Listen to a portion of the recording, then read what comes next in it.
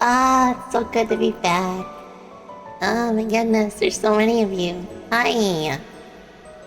Welcome. I am in gremlin mode right now because I just want to make sure everything's working correctly before we proceed. Yeah, the bat is back. I miss you all so much. Missed you. Get appreciated, nerd.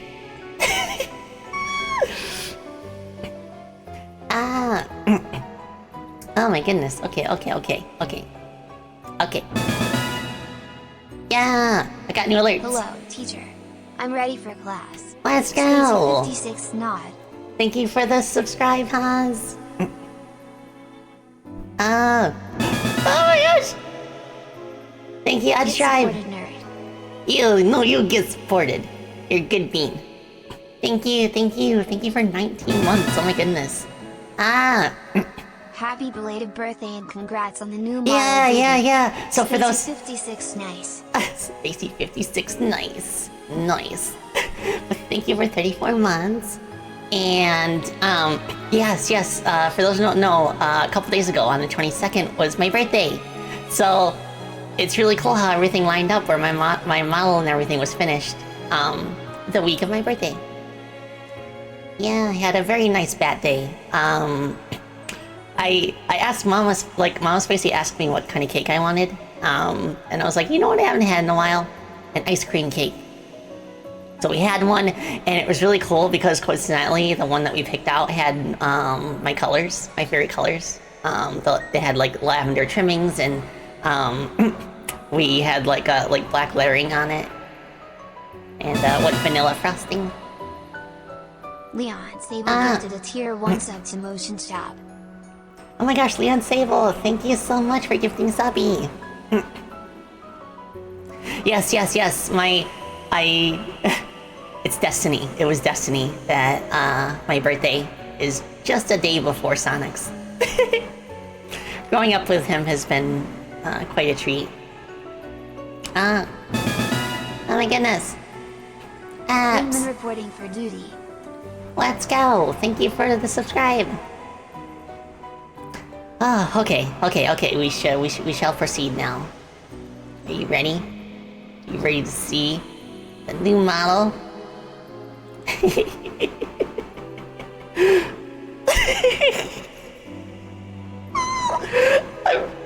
I keep laughing because my laughing is making my mouse move.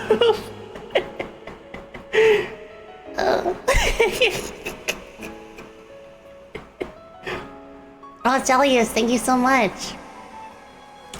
Okay. Alright. Let's go! Alright. So we're gonna take it from the top. Literally. As you can see, I've got a big swooshy ponytail now.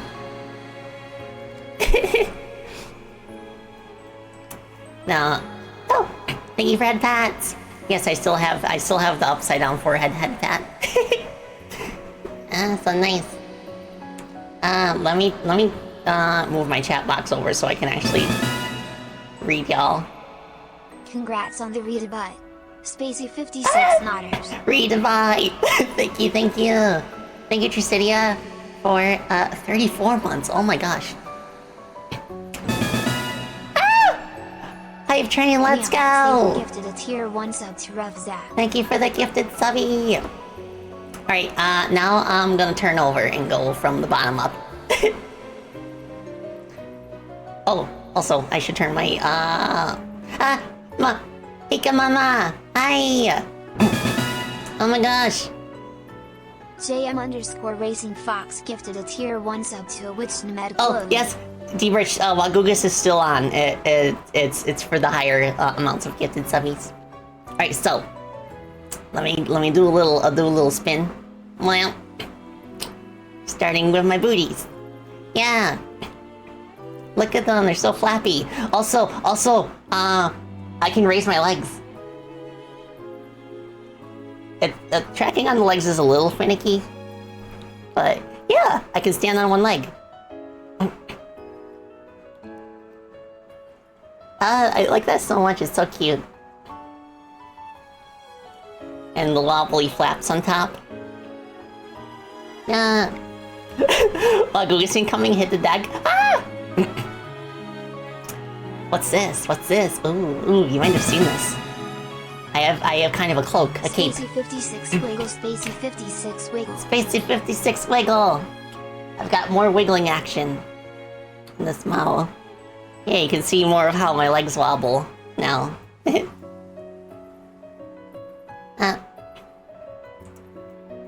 Alright, let's keep going. Oh, what's this? It's a lovely layered skirt. I've got a frilly white petticoat underneath. And black skirt on top with some dangly ornaments. You know what I like? I like when because my rigging team, right?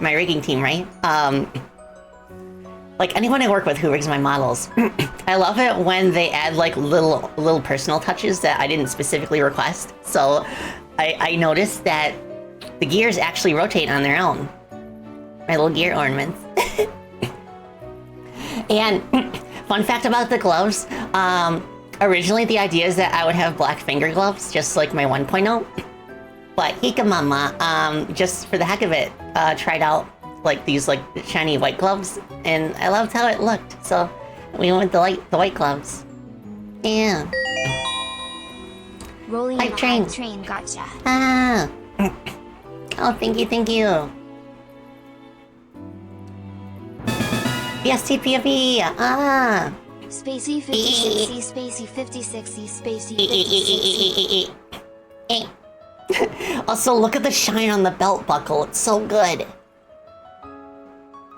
Ah. And I've got like kind of a corset that I'm wearing. And my cape drapes over the front side. Also, look at the physics on my tie.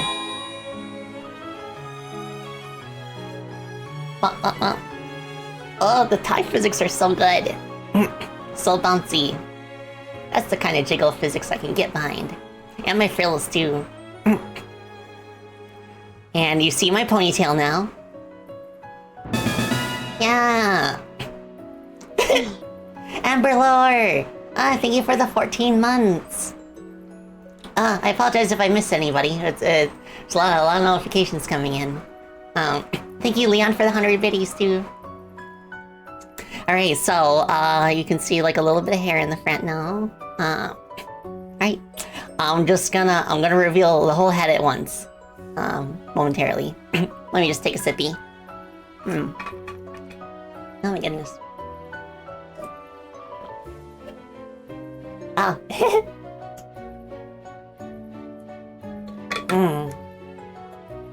Remember to stay hydrated, especially when it's this hot. Thankfully, Mama Spacey and I finally got my new air conditioner installed. We were trying so long to get somebody to help us, but we just decided to do it ourselves. Alex, thank you for 18 months. Thank you, love you. But yes, new air conditioner just in time because it's like over 90 degrees outside right now. Oh my goodness. Alright, you ready? 3, 2, 1. Hi! Hello, everybody! Oh, it's so nice to be back. Oh my gosh, yes. Oh, I can't believe it's happening.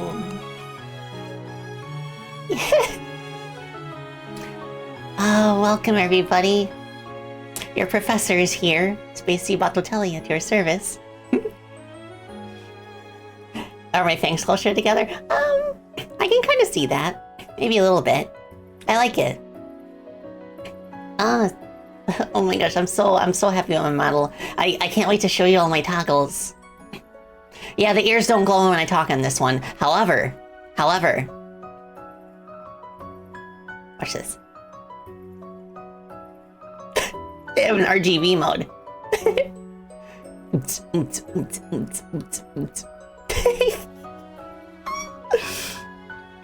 I bet I could play with the expressions in VTube Studio to make it so that they glow when I talk. If you thought I wouldn't be here for this moment, well, think again. Just Welcome sorry, back, Spacey. oh my goodness, thank you for the 5 months. Thank you for your support. Lights are for the little goblins living in there to see. Do I have a glow sticks toggle? I do have a glow sticks emote. Tiap and Bats. Bats. Welcome back from hiatus and happy birthday. Welcome, Bats. Hi, Don. Thank you so much for the biddies. Thank you for the warm wishes. Also, okay, yeah, we, you know I had to get it done again. Eat.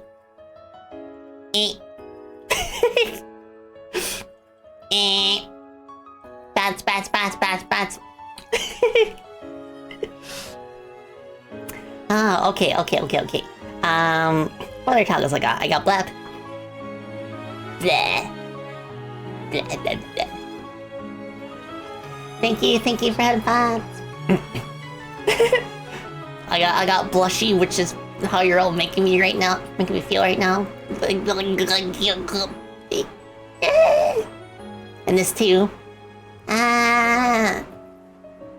Lore accurate spacey love.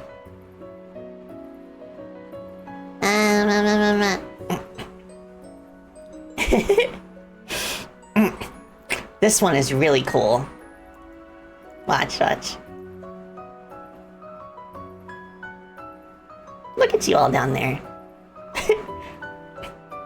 I can lean.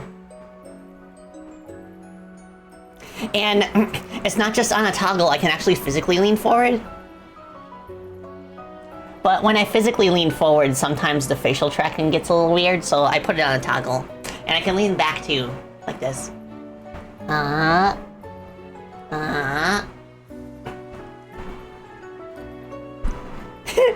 gonna get a lot of mileage out of the lean.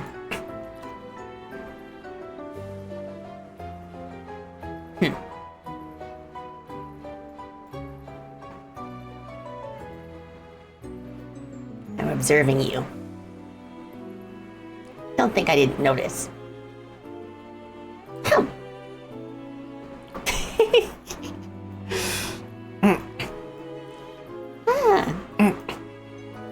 Oh my goodness. Oh, the hype train is so big now. Oh my gosh. Thank you all so much. Yeah. The floor appears to be made of floor.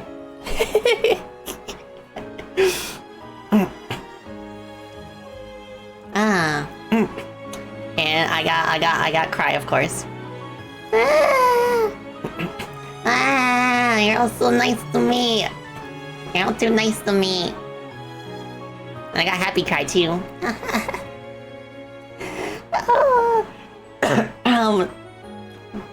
I like how big and round my tears are. It's like Ghibli tears.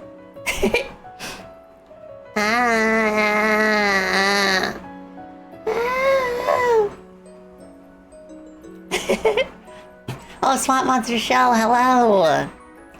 Can't stay? Well, thank you for stopping by. I hope you enjoy the rest of your day. Okay, what else we got? Yeah, you've seen my wave. If I move up and down, it's a proper wave, but I can move left or right and it's kind of like a wavy dance. Hands in the air like I just don't care. Could also do this with them. Oh, we got a badass over here. Ooh.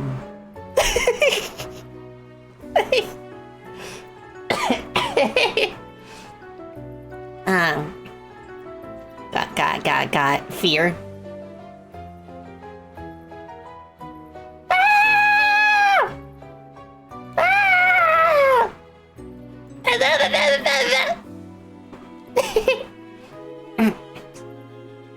Yeah, the mouth for that is so good. It's so big. and I got evil.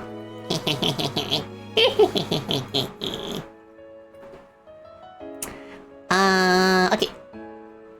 I also have Thinky. Yeah, it's a classic one. This was on my 1.5.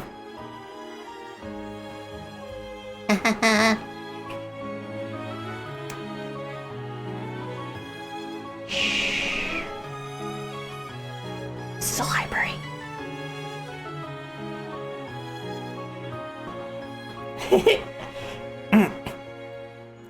Also, I have my mug. So I can take sippy. Kind of. Like when I lean back, it's close. It doesn't quite get to my mouth. But I can also lean forward to offer you some. Remember to take your sippies. Speaking of which, I will take one now. I don't have my controller. That's gonna be in a different commission. Yeah. Blah, blah, blah.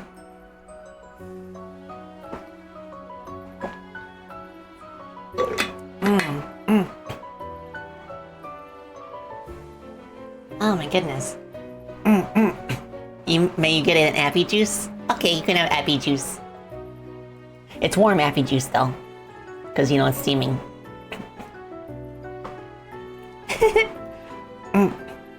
Also, this one I really like. Hands on hips. Oh yeah. Oh yeah. It looks really good with the lean too.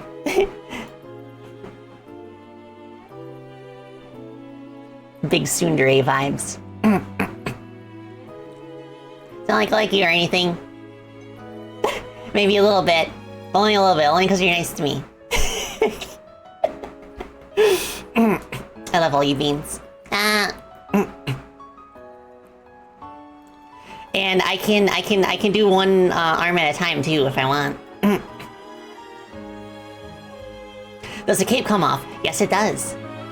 I'll get to that right now. Check it out. Greetings, Professor. Nothing to report. Dark One, thank you for 23 months. Thank you. Nothing to report? Oh, that's good news, I suppose. No news is good news. I can also toggle my glasses off. The glasses off with the cape off, like I like the casual look of it. It just like it hits different, you know? Hello at Spacey Bat _ I love your new model. Ah, it's so pretty. Oh my gosh. Anthony, thank you so much for 21 months. Yes, the elegance. Let me pop those on again real quick. Also. Phew! I got my sword. Look how shiny it is. If you look at it closely too, it rotates in 3D. It's so cool.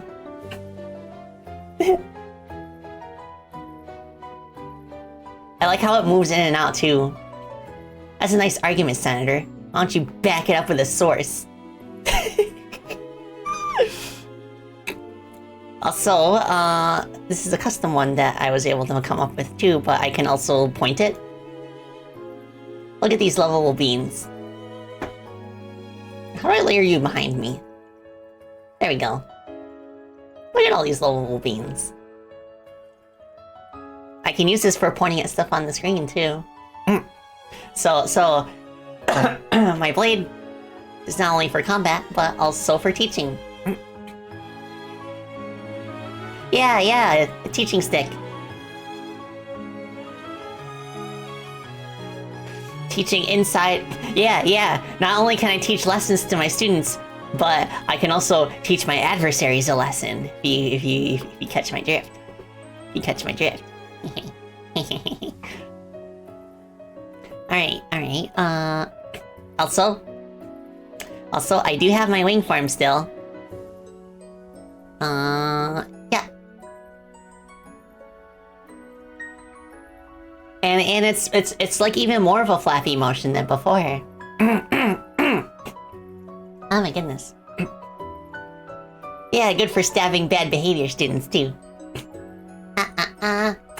Also, I can do this.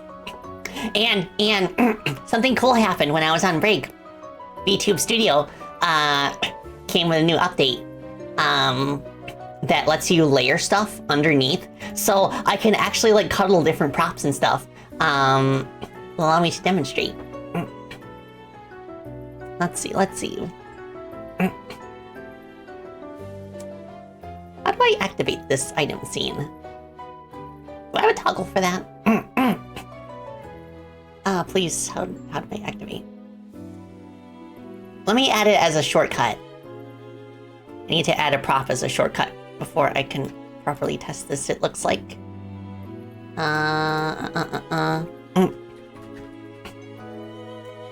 Let's see, set hotkey.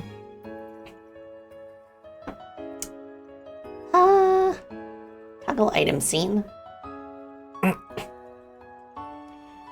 For the key, let's just do like Q for now.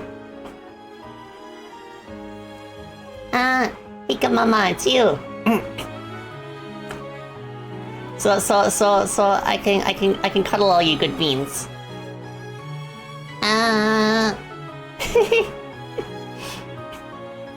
Yeah, Hika Mama has a bear cub form.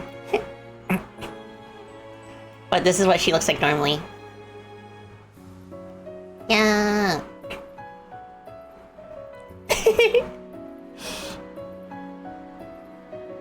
Let's go.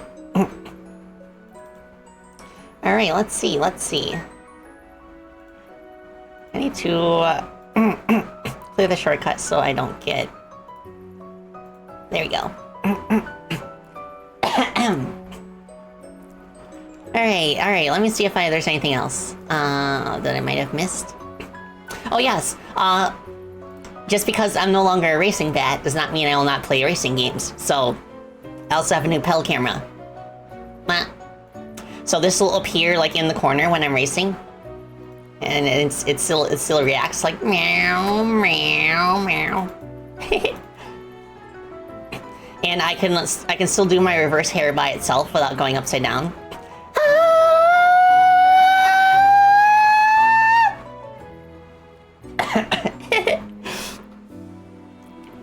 Oh.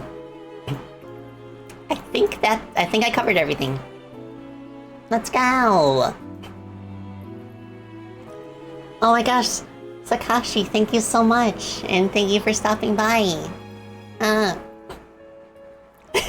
Yeah, an updraft, like Marilyn Monroe, if it only affected the hair. Oh, cool. Oh, that's cool, creepy boy. Nice. All right. So let me hop over to the credits real quick. Thank you, everybody. Oh, wait, there's one more combination I want to show off. So, I got the lean, right?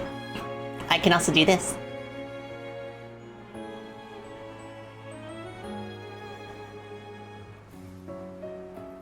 Have you been nice to your Oshi lately?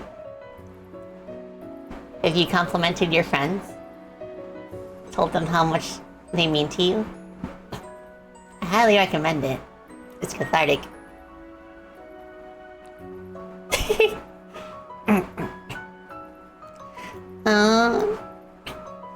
Yeah. Yeah, you know what I'm talking about. Pokemon or Fire Emblem? Oh, I could see that. I kind of look like one of them fancy gacha characters. Well, Fire Emblem is mostly tactics, not gacha, but yeah. Alright, let me take another sippy. And then I'll take like a brief break for like a couple minutes. And then I'll show you my room. Yeah. After credits, of course. Yeah, I'll do credits first. Let me just hop over. Okay. I need to shout out everybody who helped make this wonderful model possible. So, for the model itself, we have Hika Mama. She did a wonderful job, as always. Thank you so much. And then for rigging this time, I went with Karamomo Kitchen, which was actually a team of riggers who helped me with my model. It was chiefly handled by Jiratora and Zu, But it was well worth the wait. They're very easygoing and fun to work with. Yeah. Also, for those who might be familiar with my friend Yomi Quinley, she also has a model that was rigged by Karamomo, so we are half siblings now. Yeah. Also, yeah, I changed like the chat widget for this part down here into talk bubbles, because if I went with the one on my chat screen, we would not be able to read them because the text would be too small. Okay. So, art, animation, and music. Where's my pointy stick? Okay. So, super big shout out to Uo Media for making all of my overlays. They were very awesome to work with. Everything from my starting soon to my chat overlay, my room as well, which you'll see soon. They also did the animation for my starting soon screen, which I'll hop over there real quick, just in case you missed it.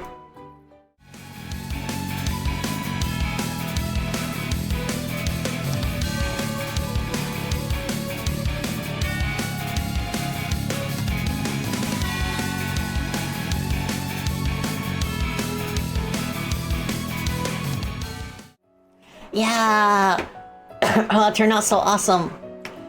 Speaking of the starting soon screen, Obrov did the artwork for it.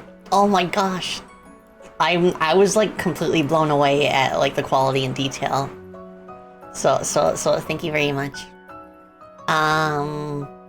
Classy Ozzy did the artwork for my BRB screen, which you will see in a little bit once I'm done with the credit stuff. And that is also animated, and that was animated by Arya Ford. And if you look down at my Twitch panels on the Twitch page, you might have noticed some new chibi art that was done by my good Bato friend, Lethia Babette. Thank you so much. Yeah, Lethia was a joy to work with, and she's a wonderful fellow artist friend. Mano Luca did the artwork that I am using for my ending screen, which I will also show off briefly after the break. And then Monochrome. Monochrome is one of the composers for the game that I'm currently producing, Chrono Gear Warden of Time. And I felt like I wanted to have something that was like akin to like a Castlevania game almost. And I felt like his style fit perfectly with that. So I decided to commission him for the music on my starting soon screen. It even the song even has a name, Cosmic Chiroptera, I think, is how it's pronounced. But let me type it in the chat. Cosmic Chiroptera, and it's by Monochrome Media. So. I'm not sure if he's uploaded it yet, but I'll let you know, and then I'll post a link so that you can all listen to it at your leisure. Also, the background music was by this really cool like site for open source stream music called Dova Syndrome, and I thought it fit the theme as well. Okay, and I have a bunch of new emotes, and I want to thank all my emote artists for making such wonderful emotes. And the top row is the static emotes. So we have Unipix. Unipix did my lurk emote, my head pat, my laugh, and my think. And she also did two of my animated emotes, the smug and the nodders. Cutie Bunny did all of my 1.0 emotes almost. So I decided to commission CUNY again for 2.0 as well. CUNY did the wave, the checkered flag, the heart, the oh no, the shiny, the blush, the angie, and the cry. And my dearest friend Alex, my bestie, she did a couple of emotes as well. She did the pointy and the splat. And she drew a couple pieces of fan art too on social media that were really wonderful too. Bestie! Yeah! Much love. I hope you're staying cool today. In more than one way. And then Ed Strive, just for the sillies, kind of like drew me in a yippee style, but I love this so much I wanted it to be an emo. So now we can go yippee! I like how the emotes are kind of like larger in the chat box here. So, alright, so Wata did the spinning gear emote, which is this one. It's such a cool idea. Like, it was a your character here commission, and like the template for it was a Roomba, but I requested to be spinning on top of a gear instead. And it turned out really well. And then Albert did the wacky waving inflatable arm flailing tube bat, also known as long bat. Yeah, the old emotes all got updated, but I have a few classic ones in there in case you want to use them still.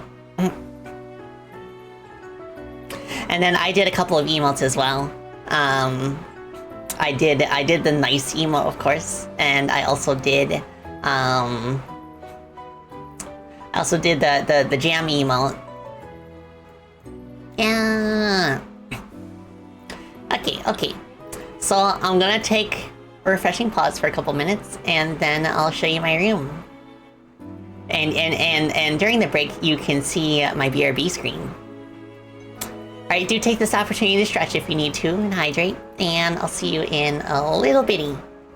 Bats. Bats.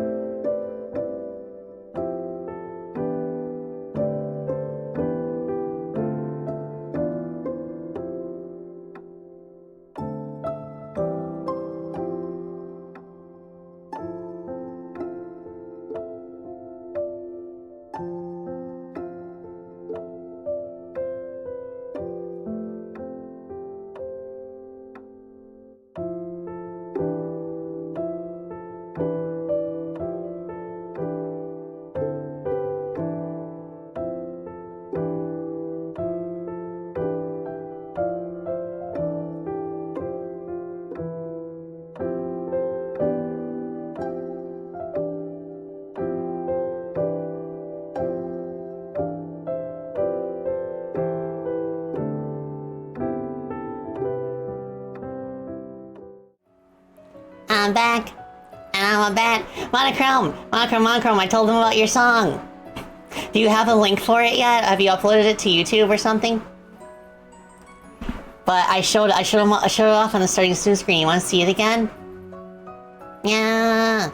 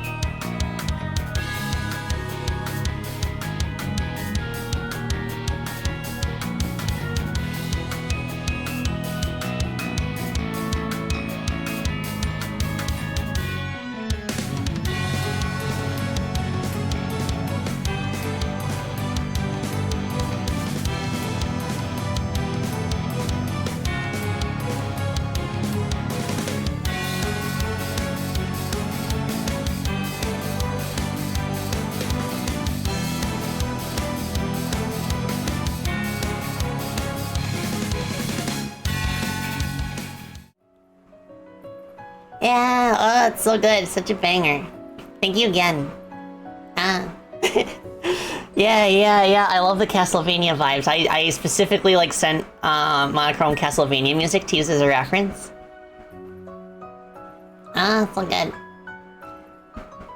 I also want to play Dawn of Sorrow soon, because that's next up, and I'm told that's a direct sequel to Aria of Sorrow. Also, yes, my room. Check it out. Let me just hop down so I can point at stuff.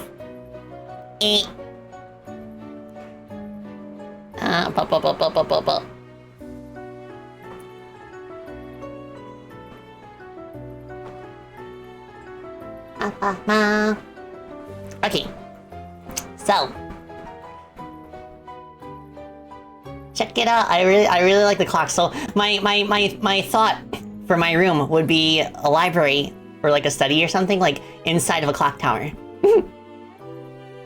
So as you might have noticed, I have a portrait of Alex.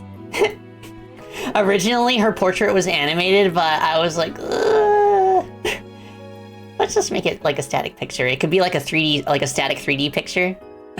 So that's why it's like turned. I also have Sammy and Paige bookends. Yeah. So they're like static items. My dogs are not allowed in my study, so I decided to like make them decorations instead.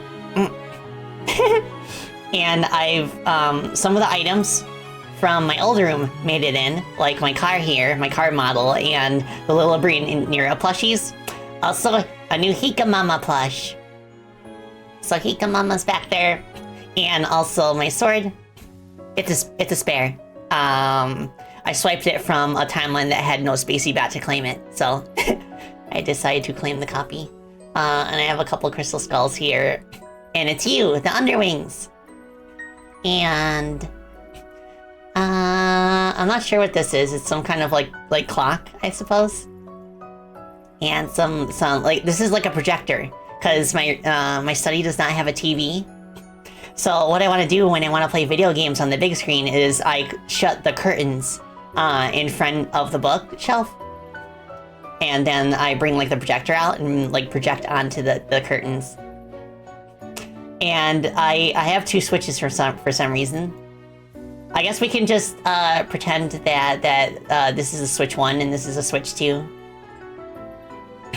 And I've got a flower here, an orchid flower to be specific, because the flower in my hair, the new one, is an orchid flower.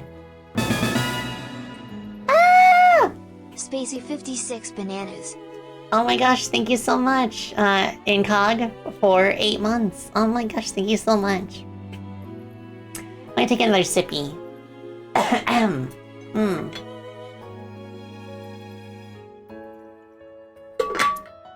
Oh, it's been like a couple months since I streamed, so I feel like that's why my throat is a bit scratchy from talking.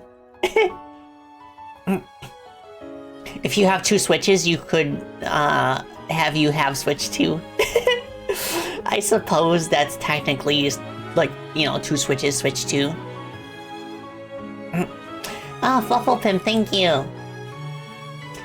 But yeah, I like how cozy my room looks, and the dangly like ceiling decorations. I love those so much.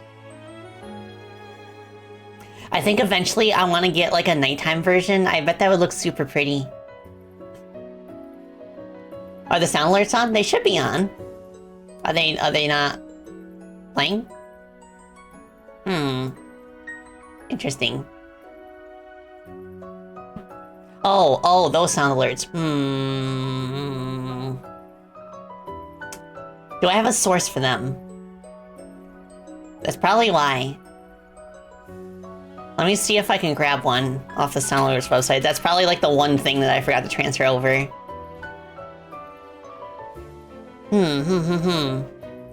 Oh, thank you, Blake. Yeah, the background was made by Uwu Media, who did like all my overlays and stuff too. Okay. Let me check my dashboard and see if I can transfer this over. Well, our browser source is offline. What are you talking about? Okay, so I need to copy this into the field.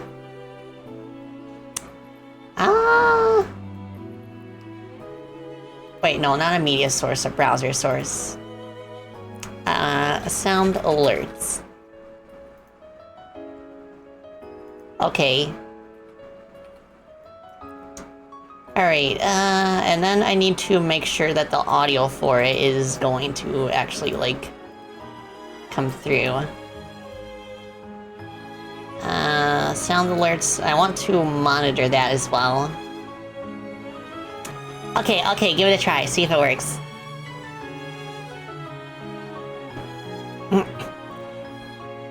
Oh, leave a teacup near to... E. It works! Yeah! Let me just shrink it a little bit. My stones! We have a new record! New record! What the dog doing? What your dog doing? Game over, yeah! Game over, yeah! Okay, so... Yippee! Sammy and Paige have been kind of cute lately. Oh, yes! Ah! Chaos mode. I gotta have chaos mode on. Sammy and Paige have been so cute lately. Like, normally when Mama Spacey's home, they will, like, be all over her. They'll follow her everywhere because she's the alpha. So whether she's doing, like, yard work or whether she's, like, in the kitchen or, like, reading a book in the living room, they are always by her side. But during this heat wave that we have experienced, it has been too hot in those rooms for them. So they've been hanging out with me back here in the back of the house. So their need to stay cool like supersedes their need to stay with the alpha. Poor pippies. Yeah. It's all good though. We are keeping them nice and cool. Like anytime that they need to go outside, I will literally stay there until they're done and then bring them right back in. Because it's way too hot for a long-haired dog right now.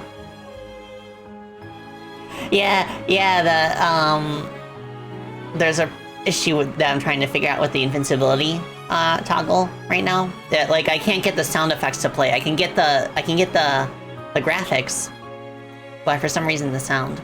Do I have an AC? Yes, I do. We installed a new one, like a few weeks ago, like just in time for summer temperatures. And it's much more powerful than the rickety old one that we were using the past few years. So it can cool the entire house by itself, no problem. Oh, Lime Burb! Hi! Hey there, fam! Pika fam! Hope you've been doing well. Yeah, really hot in the UK? Oh my goodness, I can't even imagine. Oh, I'm so happy to be back in my new form and I can just, like, get comfy and chat with y'all like I used to. Yes, perritos need to stay fresh to be snuggly.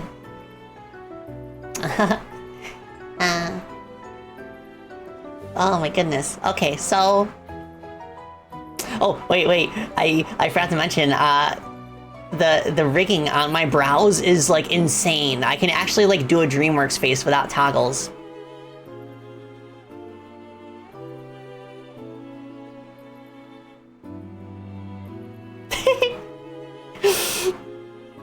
It's so nuts. Oh, yes. Oh, yes. Yeah, it's kind of a DreamWorks face. I mean, like, on a DreamWorks face, the one of the eyes is a bit more exaggerated in terms of, like, bigness. Oh, yeah, I can imagine. The humidity is a bother, too. Oh, thank you, Anne. Thank you so much for stopping by. And thank you for the well wishes. Oh my goodness. So, I see a lot of you have not really been here before, so allow me to introduce what I do. So let's hop over to the game screen, shall we? Yeah. All right, so we have our slideshow here. However, I am a... You're probably wondering what I teach as a professor. Well, I teach game design. Yes, I am a game developer, and I have produced several commercial games so far. I've been producing games commercially for a little over a decade, but I've been making games since I was 11 years old. So, very long time. I'd say like overall I've been like passionate about game dev for like over 25 years. So, these are the games that I've produced. I am mostly known for being the producer of the Freedom Planet series, which is kind of, you know, like a mix of like Sonic and Mega Man, almost. And, yeah, the first Freedom Planet was released on Steam in July of 2014. And it went on to be featured on the Wii U, and it's also on Nintendo Switch. It also, like, all of both Freedom Planet games work on Switch too. Like, even though they were technically only, like, developed for Switch 1. Thank you, backwards compatibility. Oh my goodness. They are also on PS4 and PS5. And Freedom Planet 2. We started Freedom Planet 2's development, I believe, right at the start of 2015. It took us 7 years to make it, but it did come out eventually, and I believe it came out in September. September is gonna be its like 3rd, 4th anniversary. Freedom Planet 1's anniversary is gonna be like next month, July 21st. Yes, Alex, thank you for the link. I'll go ahead and pin that. And I do actually want to play the trailer of Freedom Planet 2 so that you can actually see what kind of game this is. So allow me to dim the music a little bit. And let us take a look at the trailer for Freedom Planet 2.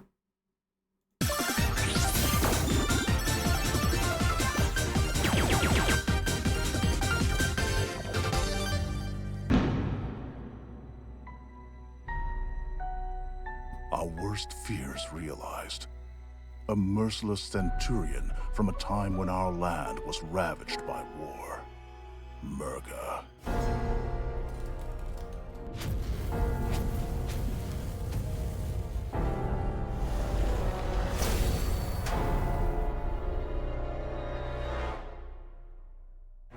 This is Bakunawa. Magnificent, is she not? Bakunawa will rise to the sky and devour your moon. And we will sail the stars while this world runs. You honestly expect us to sit back and let you destroy our world? Blazing fast! Let's walk on the wild side.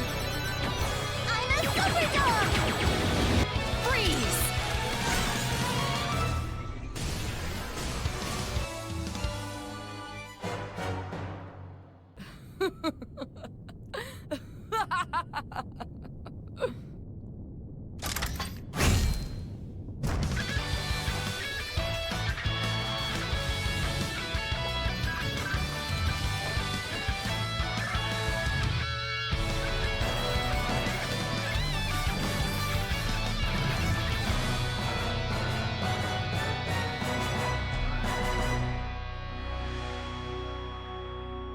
Yeah!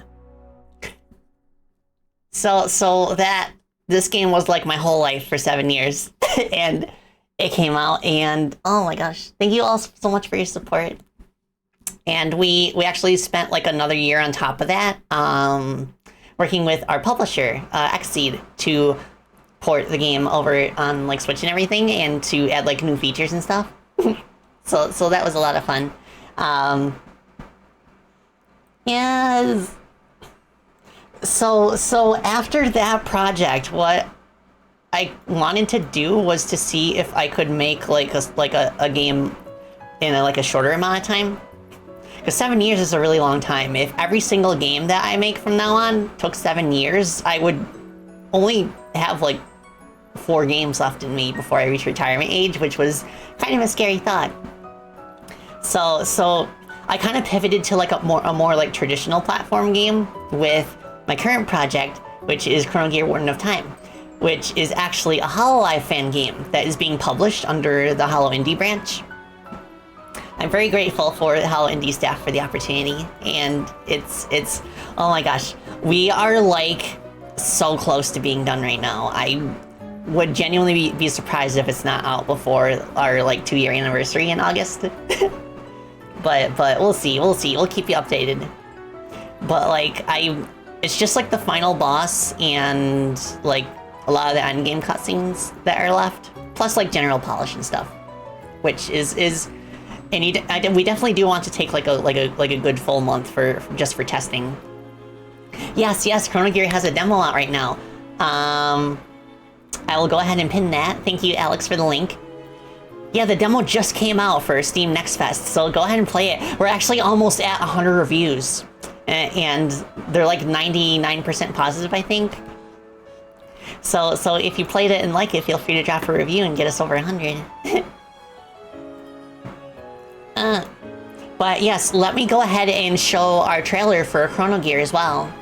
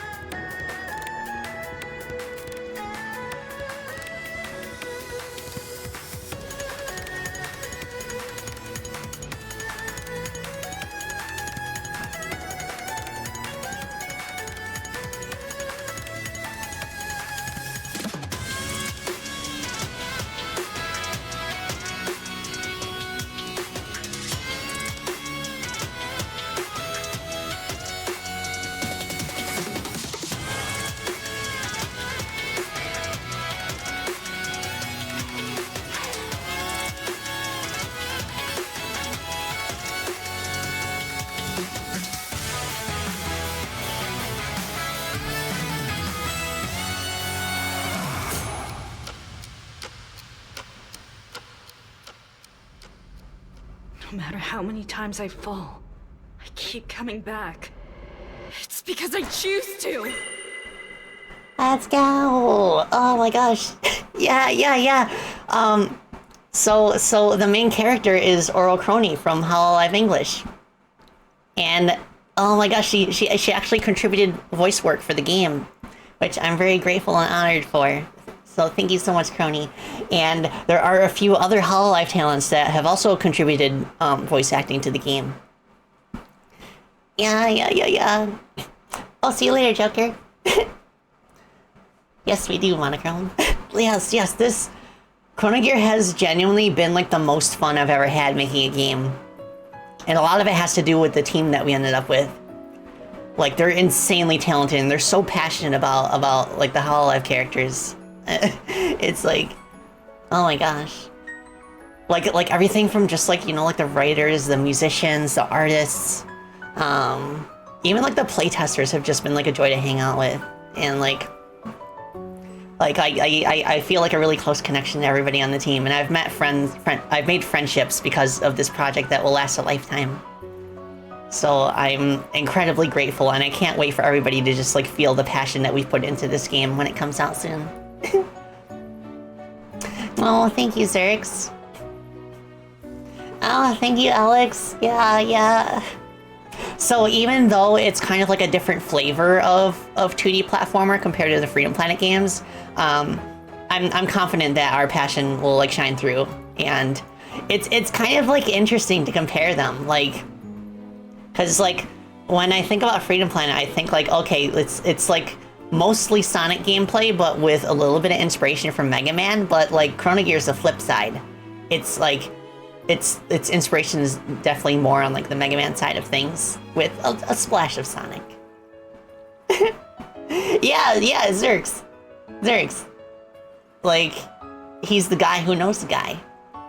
So like he's largely responsible for bringing a lot of the team together, because he's like on the inside with the Hololive community. Kind of crazy to think, like,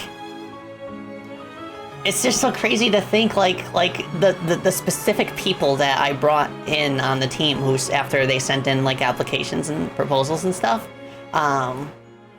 It's crazy to think how different things would have been if I had like picked like maybe one or two different people, because something really amazing about game development, especially when you work with a team, is that like I felt it like over time. I like when I first brought everybody in, everybody was still kind of like trying to figure out what their place was in the project and how their personal style would mesh with things. But like as the months passed, like we all kind of like synergized and all of our styles kind of coalesced into something that feels like completely unique.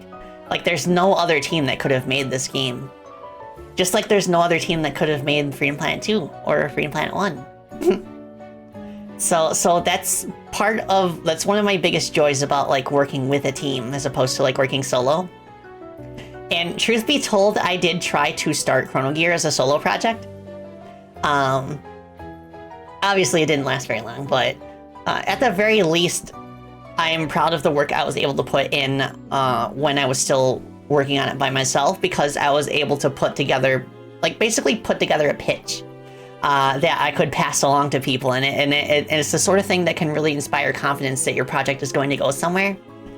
So I think everybody who ended up getting on the team, most of their interest came from the fact that there was already a lot of progress done on my end. Perfect teams and perfect roles. Yes, oh my goodness. Shout out to Senora. Yes, Ed Strive is one of our pixel artists.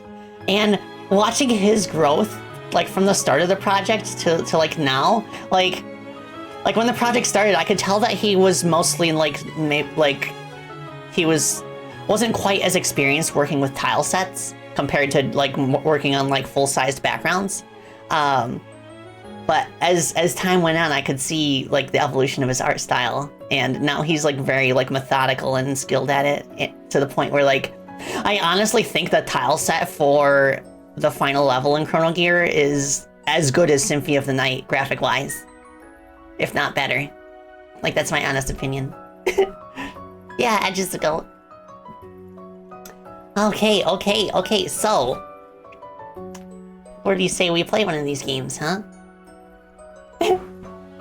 So I'm gonna have a Chrono Gear dev stream on Friday. I think I'll hold off on playing the Chrono Gear demo until then, just so that I can share my commentary on how certain things put together. Gonna make the paper explode with these conflicts. As long as it's in a way that he can easily be glued back together.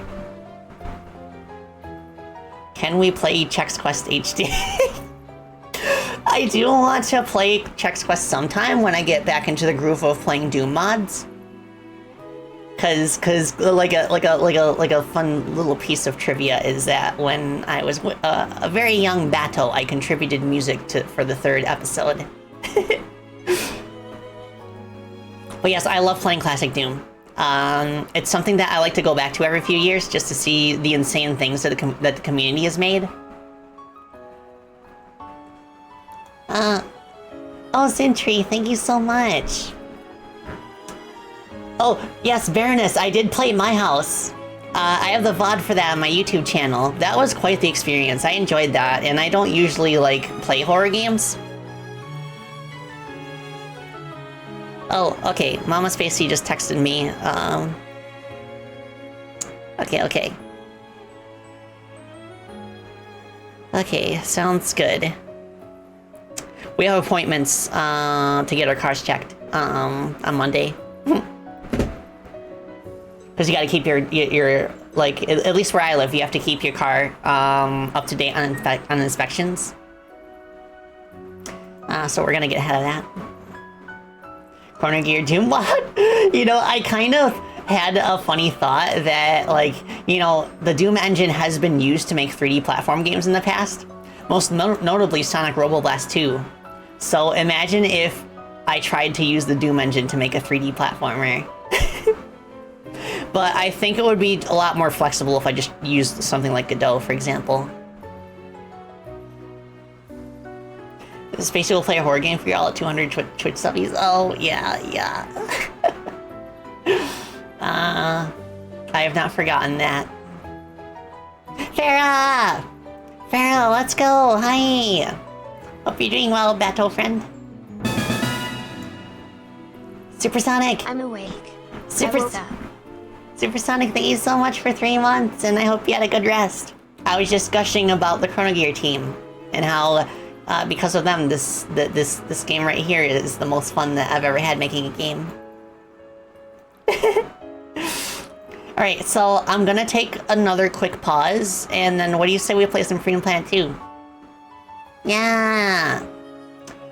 Alright, I'll be back in a little bit. Do take this opportunity to stretch and take a sippy if you need it. And... bats! Bat.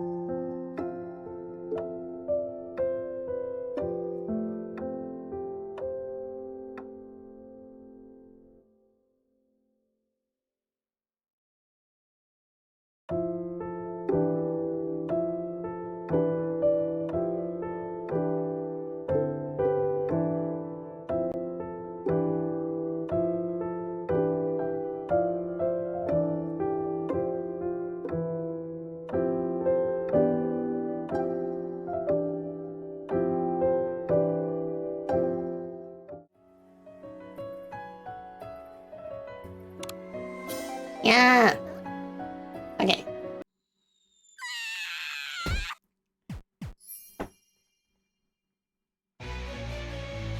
How's the volume compared to my voice?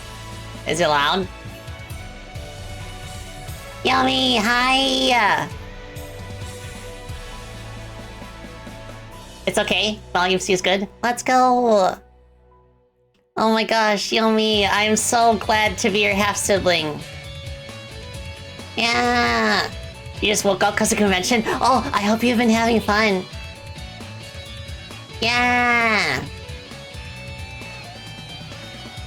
Also, I posted the link to Freedom Planet 2's Steam page I suggest wishlisting it for now, because usually around this time of year, Steam has a summer sale. And this summer sale, I've set it up to be our biggest discount yet for the game. So I would recommend wishlisting for now. And then you'll get a notification the next time it goes on sale.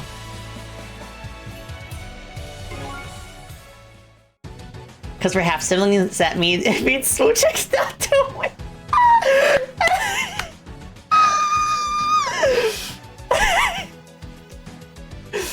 You're one of a kind, Yomi. Once again, I'm glad to be your sibling. Mom.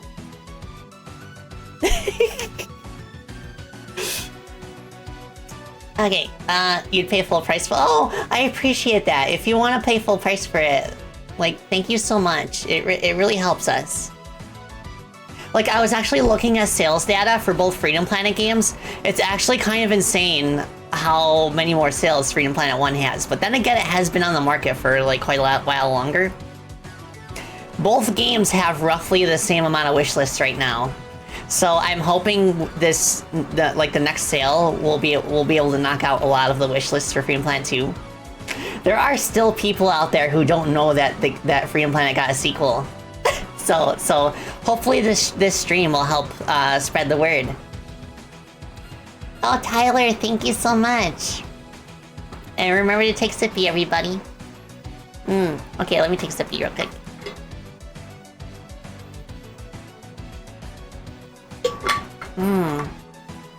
Good stuff. Okie dokie. Yeah, I wish we had, like, more permanent merch options for, like, plushies and stuff. I still have a few, like, copies of the Merca plush left, but I'm not, like, sure how to do the logistics for getting those, like, sent out to people. I'll give it some thought. Oh yeah, I also got the limited run games collection for Freedom Planet 2. It's pretty nice. Like, you can tell, like, the plastic case is like very plasticky, but it's what's inside that counts. And I really like the physical, like, Switch and PS5 copies of the game. It's so cool to have them on my shelf. And I really like the pins that they made too, where they kind of, like, animate when you, like, tilt them left and right. Oh, Fanty, hello! Hope you're doing well. Thank you so much. Yeah, the instruction manuals look really good too. I still have my Nira save from the last time I played Freedom Planet 2 on stream. So since we did Nira last time, maybe we can do Lilac this time. And I'll just do classic mode, so you don't have to worry about story spoilers if you haven't played yet. Alright, so Lilac is a dragon and she's the speed type. Prokwi! Hello, thank you for stopping by. I hope you enjoy your time. I hope you are having a nice day. Feel free to get comfy. Oh, yeah, Yomi, I like that too. Like, my philosophy with the user interface in this game was I wanted every menu option to have an icon or some sort of visual, like, attached to it that is unique from everything else. That way it transcends language barriers. So even if you don't understand English, you can still, like, kind of get the vibe of what the option does just by the icon. So I'm gonna do normal. And no assist settings. Brief tutorial. No, I'm good. I was debating whether or not to show it off. I could show off the guard tutorial later on, though.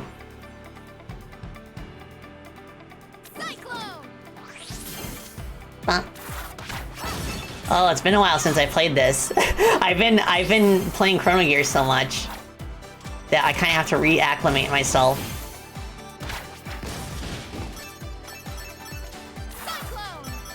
Cyclone! Okay, that's guard. That's Dragon Boost. Do I have special on our trigger too? Yes, I do. Yeah, the screen moves way faster in this game. Like it's definitely like a higher speed game. But thankfully, we are able to implement something in the game engine to where it like zooms out if you move fast enough, so you have a little bit more reaction time. Da da da da da da da. Yeah, once you get used to it, there's so much like it like the sense of flow is just like unmatched.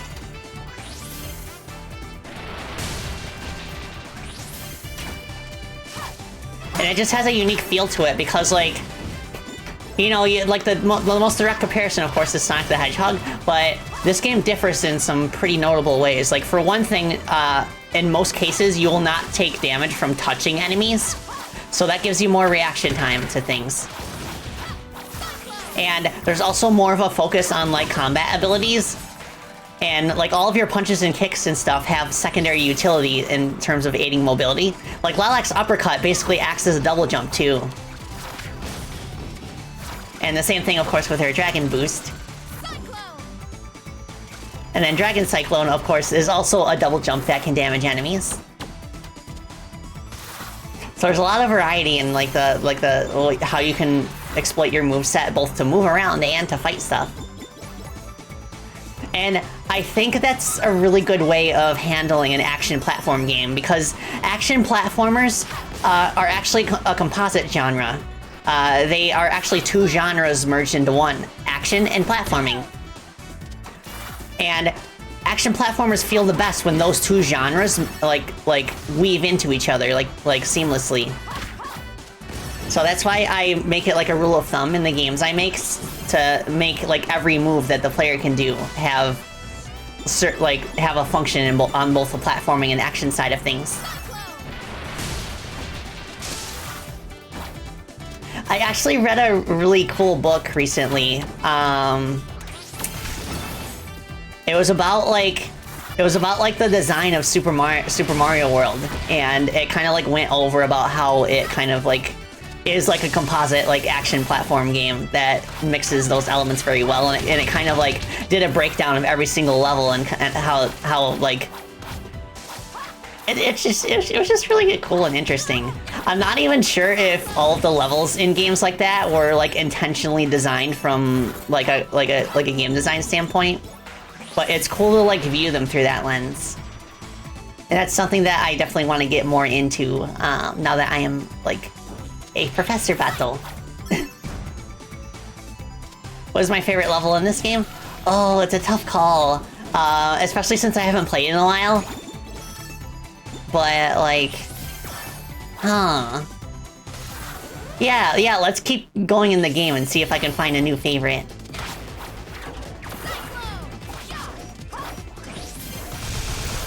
And of course, every level ends in a boss fight, as is tradition in the Freedom Planet games.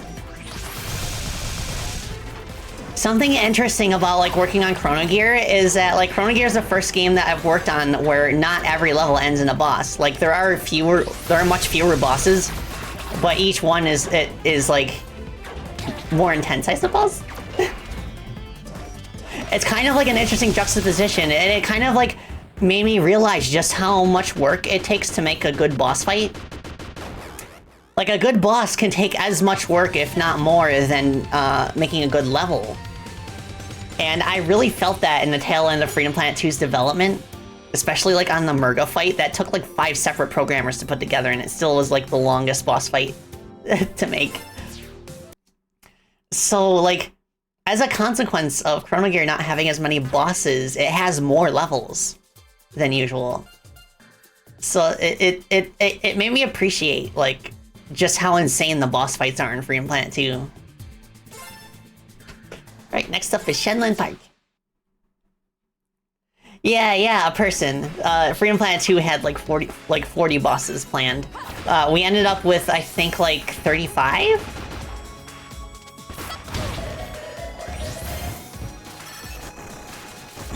And that's including like each of Murga's phases as a separate boss.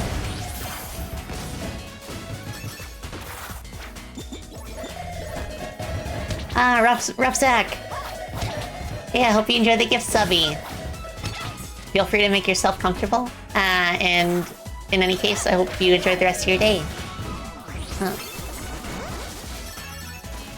hope those who are in hot, humid climates right now will find some relief.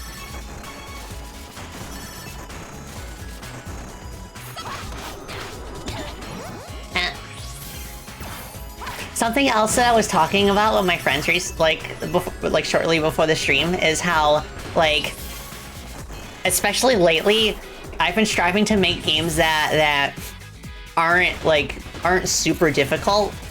Like they're pretty easy to just beat, but they're difficult to like master. And I think that's why all of my games have a time attack bend to them, because that basically gives skilled players a secondary goal to achieve. So like for less experienced players, the goal is, can I beat this level? But for a more skilled player who's more familiar with these kinds of games, the goal is instead, how fast can I beat this level? And it's just like a really like elegant and simple way of like handling that kind of like those kind of like separate goals. I feel like Mario games are really good at that too. Like they'll have a lot of like secret like levels and optional challenges for like more advanced players, but the requirement to actually just like beat the game is like a lot less strict. And in most Mario games, you're rewarded for playing good and beating the harder levels with harder levels.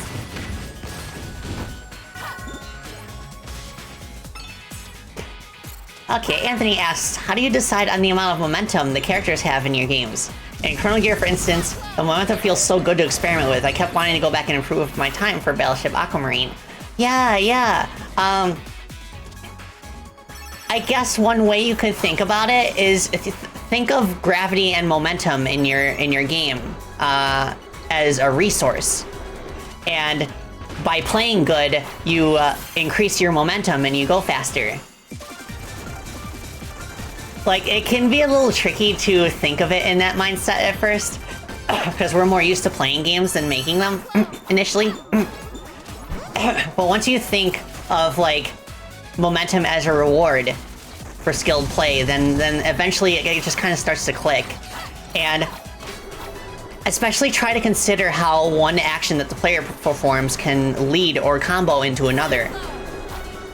Like, if you think of, like, you know, like combo attacks in fighting games, that's a good example of kind of like rewarding like quick reaction and skilled play with being able to land more attacks on your opponent before they can counterattack. But what we often don't consider is that sort of like momentum that you see in fighting game combos can be applied to other genres as well.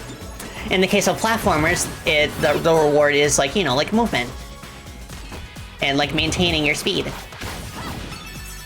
So like momentum in a platformer is kind of like similarly rewarding as combos are in a fighting game.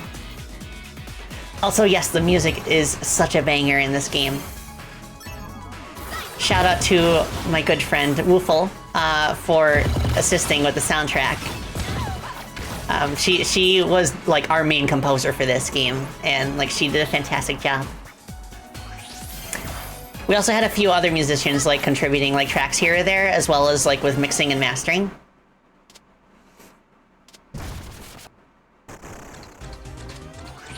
Our main team member who did mixing and mastering is Falk Young, who did a lot of the music for No Straight Roads, if you've played that before. They recently announced a sequel. I'm really happy for them.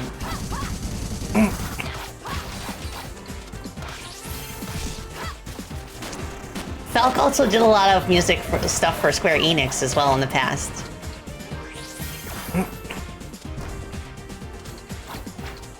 So I'm like very honored that I had someone on him on the Freedom Planet 2 team to help with like making sure that the music quality was consistent between tracks. Gifted a tier 1 sub to Beirut. Ah!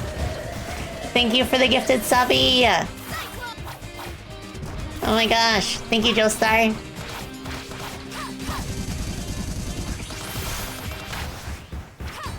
I still have a lot of muscle memory for this game, because I'm able to chat with y'all and focus mostly on reading chat while still playing. Woohoo! Yeah! The philosophy behind how you make games is nothing short of incredible. Oh, thank you so much. Yeah, this is why I wanted to talk game design and play Freedom Planet 2 for my debut stream, because like, I mean, I could have done like the traditional like VTuber like slideshow with all of my interests and stuff, but I feel like I wanted to focus primarily on like what I do, what I'm passionate about, because I know that like in a debut, a lot of people tune in that may have like never like seen my stuff before. So I feel like this is a good opportunity to kind of like show people what I'm passionate about. Yeah, it's like an interactive classroom almost. You know nothing about game design, Monochrome, but you feel like you're learning a lot just from listening. Oh, thank you, I appreciate that. Yeah, something else that I've enjoyed in past streams is I've enjoyed like watching fan-made videos about the Freedom Planet series, and they come to their own conclusions. Like they do their own analysis on like the game mechanics and stuff, and I find it really fascinating how different people like have different perspectives on what like makes a game like this flow really nicely. So we have 3 branching paths ahead of us. We could go up north to Shuigang via Tiger Falls. We could go, we could stay in Shangtu and go to the Avian Museum, or we can head over to Shangmu through the Phoenix Highway. I'm gonna go Phoenix Highway because I feel like those levels are a bit more bombastic. And I think it'll be a good showcase of how crazy this game can get sometimes. Would I be interested in making a 3D game? I would love to make a 3D game. I'm actually like debating with the team right now, the Chrono Gear team, about whether our next project should be a 3D game. I actually like watched a video recently about like indie games on Steam, and how like Steam's algorithm is like so good that for the most part, the amount of sales that an indie game gets like correlates to its quality in respect to other games in its genre. So that really got me thinking, like, what if my next project like really mixed things up in an interesting way? Because I've never made a 3D game before, and it's always kind of been a dream of mine. It's just a little bit daunting because like the third dimension like drastically increases the scope of certain assets. So if we were to make a 3D game, we would have to downscale like the amount of content accordingly in order to make the 3D game like still feel like polished enough, I guess. But yeah, it's a tough call, but I can't deny that like it's calling to me, and I would be really interested to see where it took me someday. Why are my brows crooked? Like one's like lower than the other perpetually. I'm gonna have to look into that later. I like this stage a lot. Like this is what I was talking about. Like the combination of what the player can do by themselves with their own abilities, combined with the gimmicks that propel them forward. Like this is one of the nicest flowing levels in the whole game. Definitely up there in terms of one of my favorites. And the music is once again exceptional. 3D would likely require building the levels before all the art is done. Yeah, because like making 3D models is quite a bit more involved of a process than like making 2D sprites. Well, like we could use billboard sprites as a placeholder, I imagine. But still, it really depends on the kind of team that I end up with, whether it would be feasible to make a 3D game. Like if I have a pretty solid team of like 3D modelers and like people who could do like the modeling and the texturing and the rigging and stuff. If I have if we have a solid team for that, then I think we have what it takes. But I remember talking to like one of the writers on our team, and I could tell they were kind of nervous about the prospect of going 3D. So it's still something that we're going to be thinking about like for quite a long while. So it'll be interesting to see what we ultimately decide to do. And it's an open secret that I really want, like one of my absolute biggest dreams is to make a 3D racing game. That I think would be a manageable scope. Because you mostly, in terms of 3D models, you only mostly have to worry about the characters and the cars and the tracks. And like the nature, due to the nature of racing games, like you're like reusing a lot of assets, so that could be a good starting point if we're still nervous about making like a full 3D platformer. That's Spacey Kart.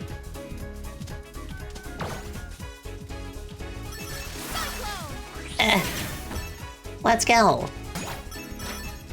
And we found ourselves a Bravestone. So I quite like how the Bravestone mechanic worked out in this game, because like there are treasure chests hidden in like obscure or hard to reach places, and you're rewarded for that skilled play with an item that makes things more challenging in exchange for like bonus crystals. Oops.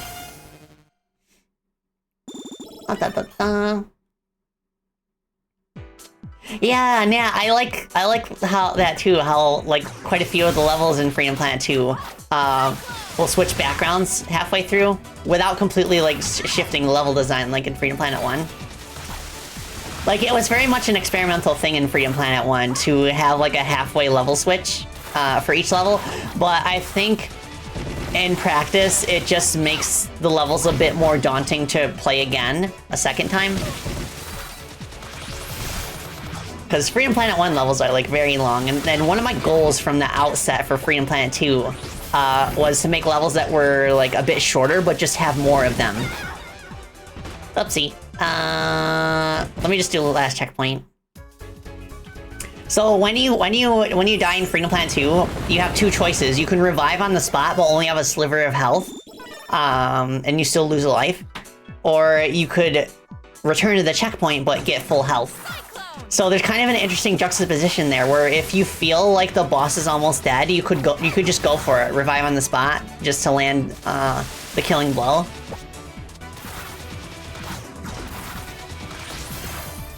So it's like a really neat like risk-reward mechanic that I really haven't seen in most other games.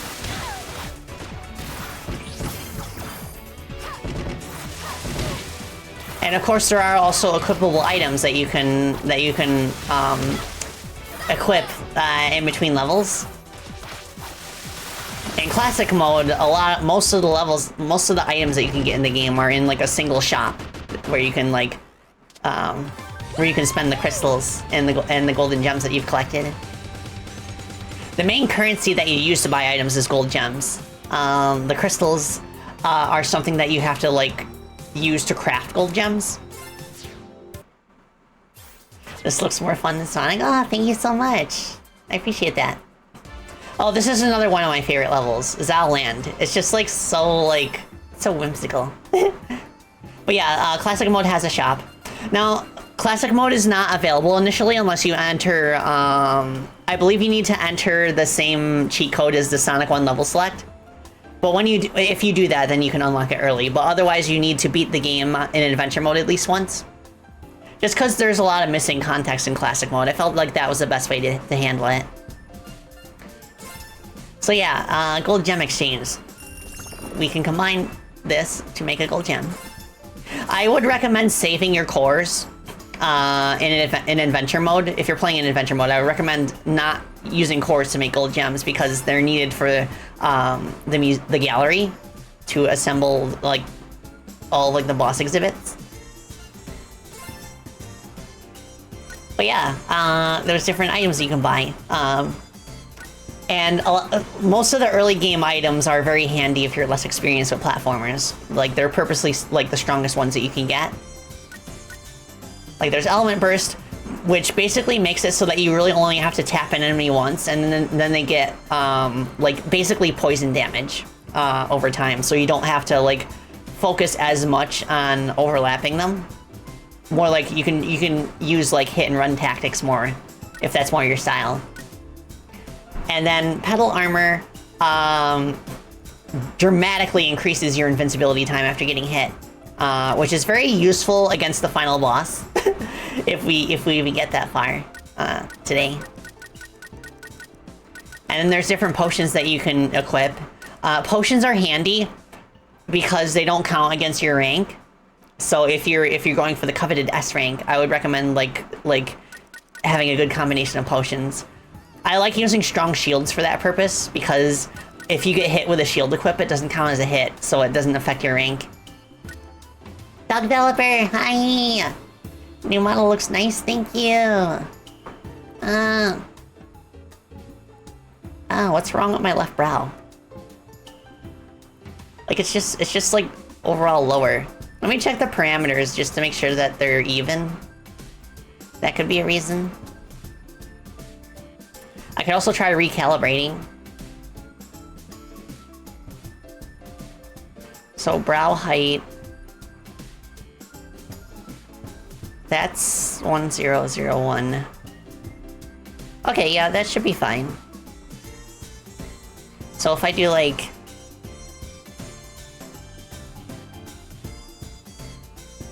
Okay, that's better.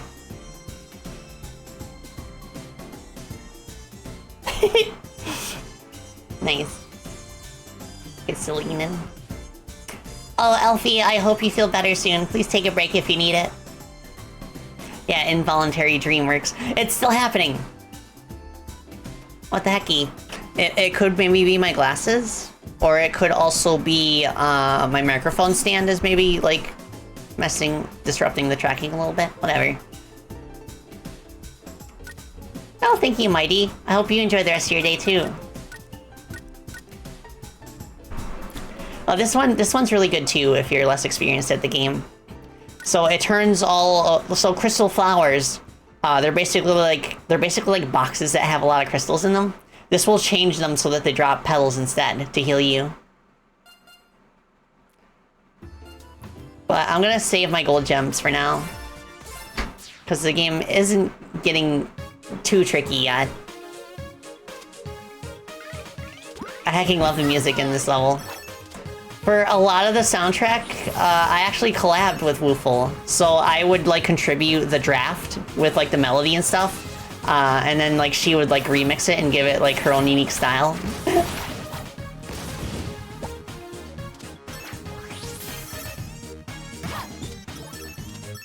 Oh, I want those. Grind rails. Oh, I gotta be careful around those bombs. Da da da da da da da.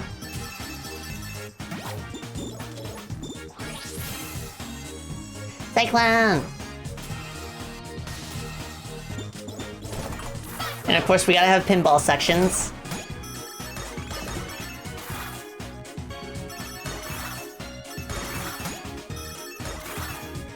Awesome.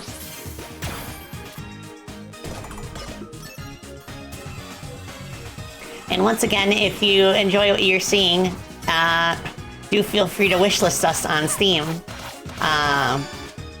Ahead of what I assume is going to be another summer sale this year. And for those who have decided to buy the game anyway, I really appreciate it. Thank you so much.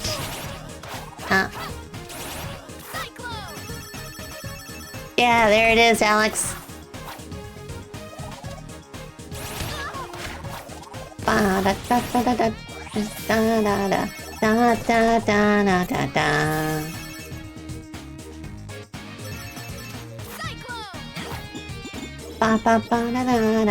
Something else that I think is really cool, like a technique that I've used to kind of make sure that my level design is like feeling nice. Because you know how when you're making like a drawing on the computer, they tell you to flip the canvas so that it kind of resets your memory? You can do that with games too. If you add like a mirror mode function, I find that's a really effective way to kind of like erase your memory of the level layout. And like, especially if like you don't have a lot of testers yet, that's like mirror mode is a really cool way to kind of double check how certain things feel inside a level.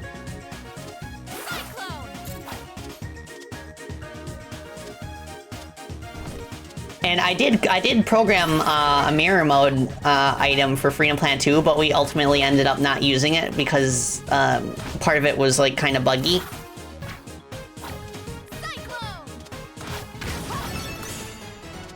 Da da da da da da da.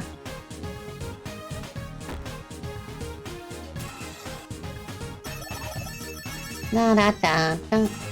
Maybe that's why there's so many mirror modes in games. Yeah, I often wonder that. I often wonder if the reason why some games have a mirror mode option is just because the devs used it for debugging and like testing.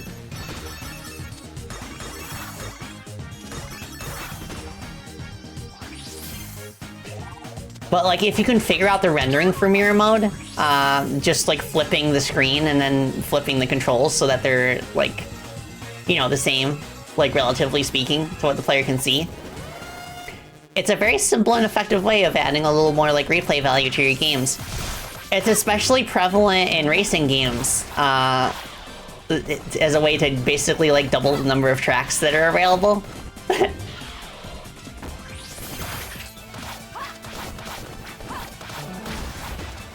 Quite a simple boss fight, it looks like. You just gotta be careful of the shockwaves when it lands. And there we go. Except no. It splits into 3 smaller ones. Originally, that was not the case, and I was kind of like really struggling to think of a way to make the boss fight more interesting because it was just like over so quickly. But then I got the idea. Let's make it split into 3 smaller ones. That's something else that I recommend too. Like if you are working on a boss fight and the boss feels like it's just too easy, consider making it just like a really beefy and normal enemy instead. I've done that a few times with Chrono Gear 2, where like enemies that I had originally envisioned to be boss fights ended up just being like regular enemies later on.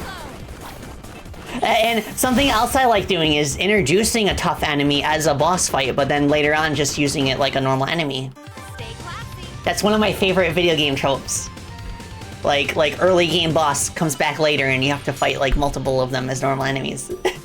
It gives a nice sense of it gives like a nice sense of how much you're improving as you progress through the game.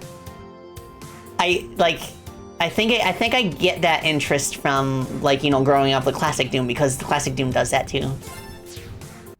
Dark Souls does that? Nice. Yeah, even the modern Dooms do that. Like Doom Eternal, for example, like the Marauder is introduced as a boss at first, and then in the very next level, doesn't it start off with like you fighting 2 of them? Alright, so we've made it to the Battlesphere, which is like a series of like small like arena gauntlets.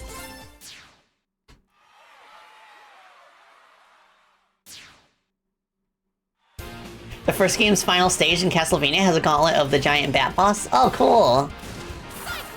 Yeah, I've noticed Castlevania does that.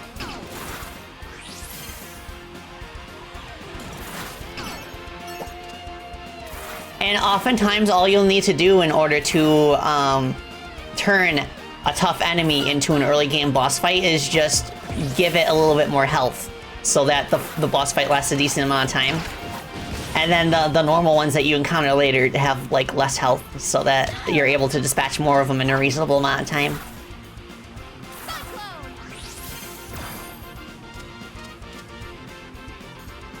Da da da da da da da da da. I also love the enemy designs in this game. Like, I collaborated with Tyson Tan, not only on the character designs, but the enemy designs as well. And it was a similar case as the music, where I provided, like, the drafts, and then someone else came in and, like, touched them up in their own style. That's the thing about, like somebody in my position, where, like, I consider myself kind of like a bat of all trades. I'm decent at a lot of different things, like pixel art, music, level design, writing, programming. I'm decent at like a lot of them. I can do them pretty well, but I take a lot longer than somebody who's specialized in those fields. So one of the cool things about being a producer and bringing like a team together is being in a position where I can get things rolling, and then pass like drafts along to the team and give them like a really strong frame of reference to be able to work from, like a really strong starting point, I should say. Hey, Ro! Hello! Hope you're doing well. Oh yeah, sorry about that. Like, I thought about maybe like starting the stream later in the evening past my debut, but I'm not sure about that yet. But I think it'd be cool to have like every now and then to have evening streams, like evening EST streams. Especially if I want to play games with friends, like I've noticed, like if I remember a few times I streamed with with Chrono Gear team members, like Monster Hunter and stuff.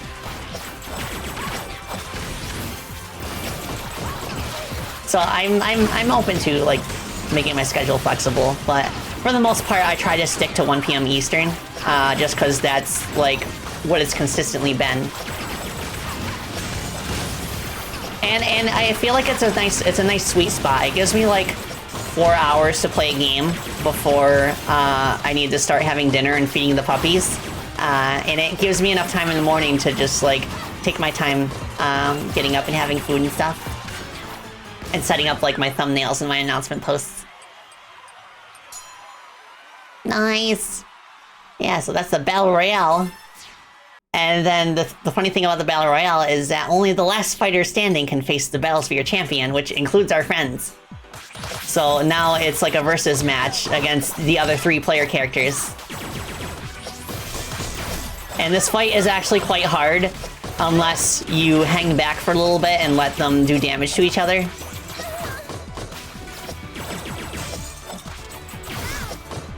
But you do have an advantage. You can revive up to 2 times and they can't.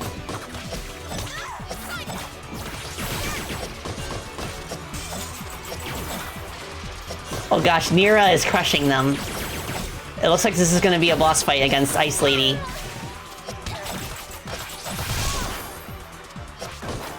Yep. Rematch from Freedom Planet 1. She has literally almost the same moveset, except for she can't summon shields here.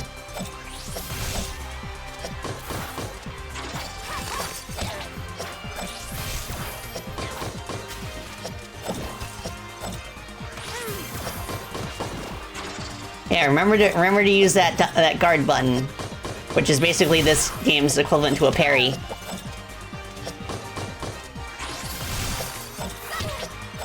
I could tell I got tired of parries in games by the time I worked on Chrono Gear, because Chrono Gear has like a power you can use that basically gives you like a shield, like a one-time shield. And that acts as like the delayed parry. But that game does have a parry on its own. Alright, Battlesphere champion, Captain Kalau! He's challenging us to a race. And then once we beat him, the Battlesphere championship is ours. Yeah, there's so many games with parries now.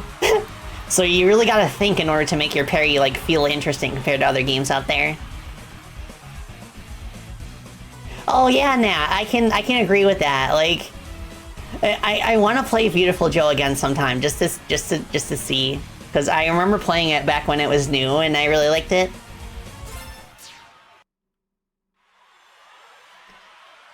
Oh yes, Elfie, no bird guard to freeze her. Well, I deliberately paced this race so that you could beat it while only running forward and jumping, because there's an achievement attached to that. It's very hard, but you can do it that way.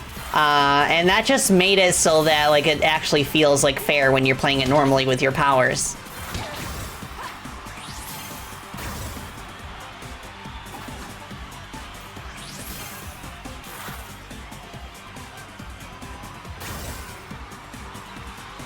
Yeah.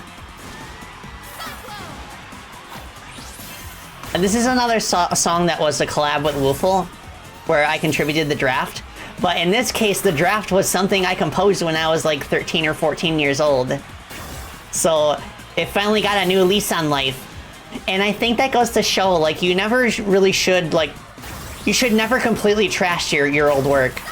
You never know when it's gonna come in handy someday. So I just plop all of my old stuff into like a folder or an external hard drive or something. Yeah. Awesome. My stones, we have a new record. Little tiny it's music making a surprise comeback, yeah. Sonic 3 multiplayer music, yeah. Da-na, da-na, da-na. Da-na, da-na, da-na. Every time I think of Sonic 3 now, I think of Doyless Stage. So it's a glitch in Sonic 3 by itself, where you could glitch yourself into a weird version of the special stage, and the title card garbles up and it says Doyless Stage instead.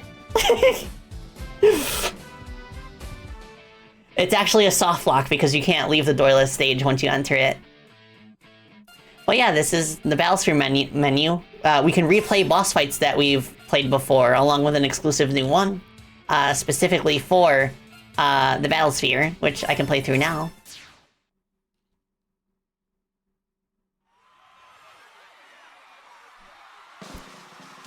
Oh, Tawny, that's really cool. You got an old song that you thought about reviving. That's also a really cool, it's just like a really neat exercise in general to help you like realize how much you've grown and improved over the years, is to take like an old creation of yours and make it again, but with all the knowledge that you've accumulated as an adult. The pies. Because this boss fight is optional, it is quite a bit more difficult than the other boss fights at this point in the game.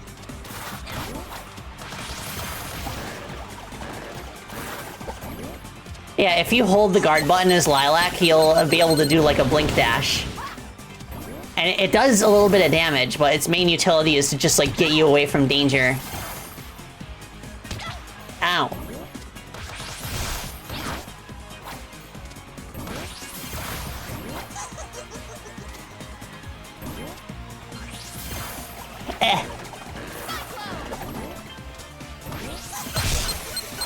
Oh, this is gonna be tricky.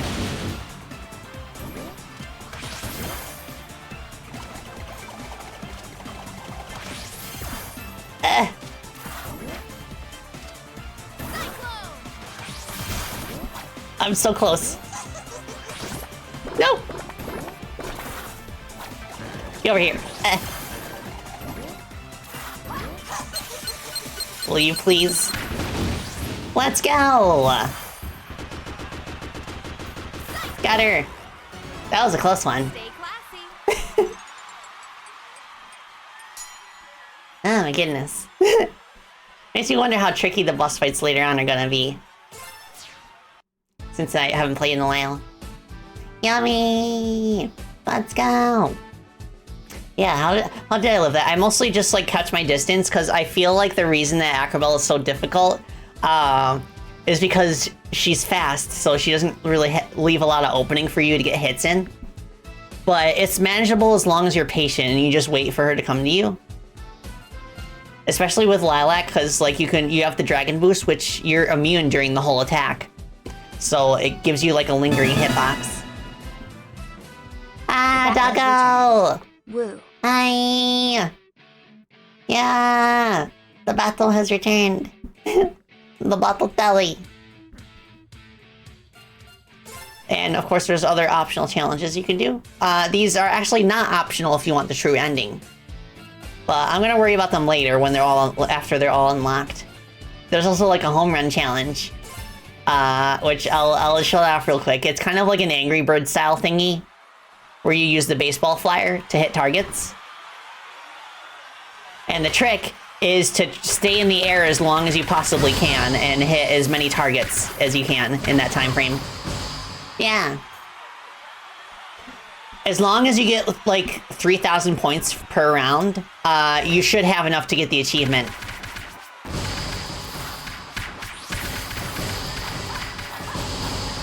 Yeah.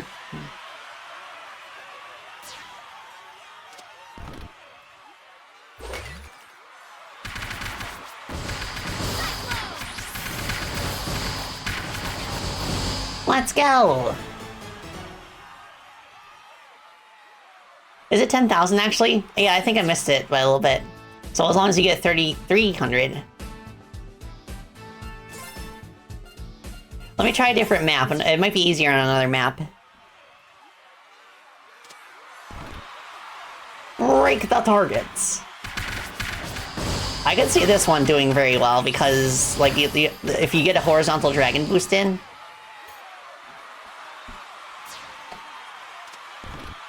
you have to make sure it lines up the right way, though.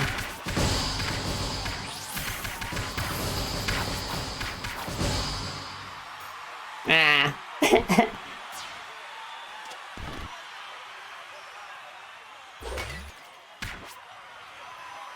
Oh, that was a bust.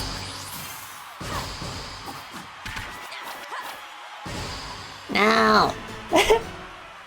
Okay, let me try the last one then.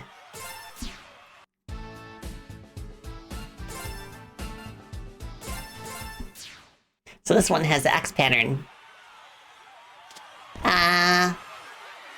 Did I get inspiration from Smash Bros? The first time you played FP1, Subspace Emissary from Smash Bros kept coming to mind. Oh, interesting. I suppose a little bit of Smash Bros inspiration is in, like, the directional moves that you can do in Freedom Planet 2.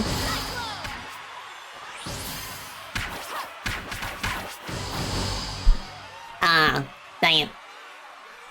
It's more like a pinwheel. Let's freaking go! I still think the first one is the best for getting, like, the most amount of points.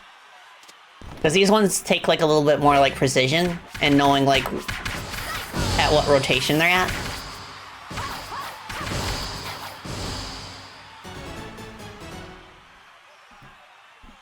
Break the targets.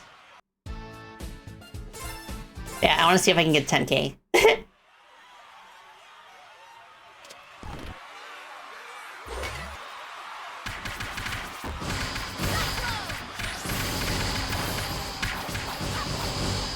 Oh, dang it. You've never gotten this achievement, Will? Yeah. Yeah, it's really hard.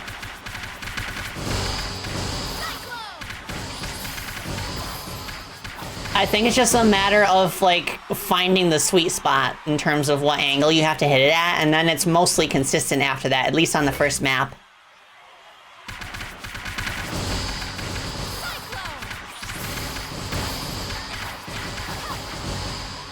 This might be a fun minigame to bring back for Chrono Gear.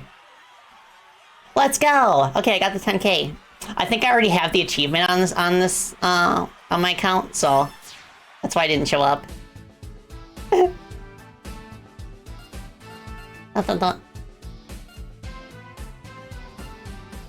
first day it's been out? Huh?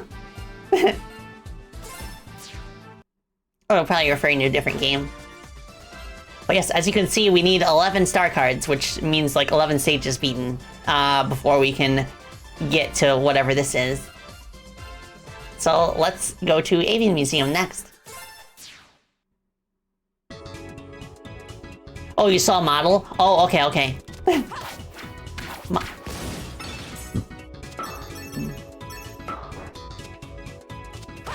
Fun fact, Avian Museum here was actually the very first level that I started working on for this game. So it was kind of our test environment for a while. I still really like how it looks.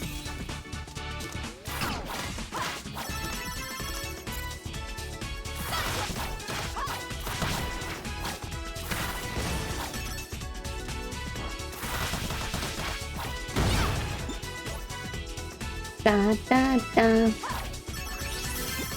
I especially like the background work that Tim did. So, like, a lot of the backgrounds in this game were done by Tim Johnson, who, oh, what was that one game that he did a lot of background work for recently? Was it Bushiden? That game looks gorgeous.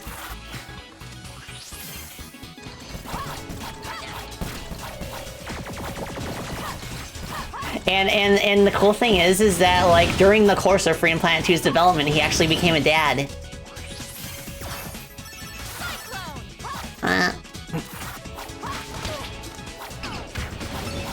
Up. Nine Bat, welcome back.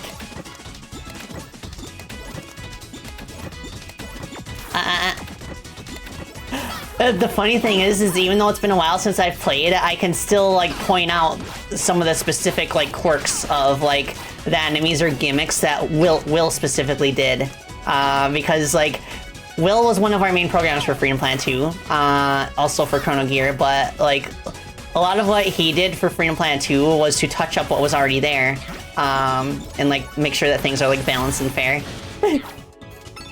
And like I could tell that the sparkle that one enemy does, like this one, the sparkle before it fires, stuff like that is what he did.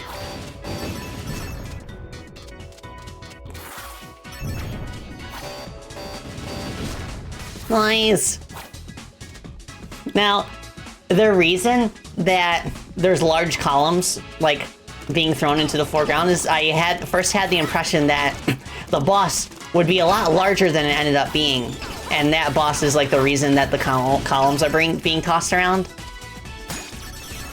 I suppose the boss is already like big enough that it could feasibly do that, but I originally imagined it being much bigger.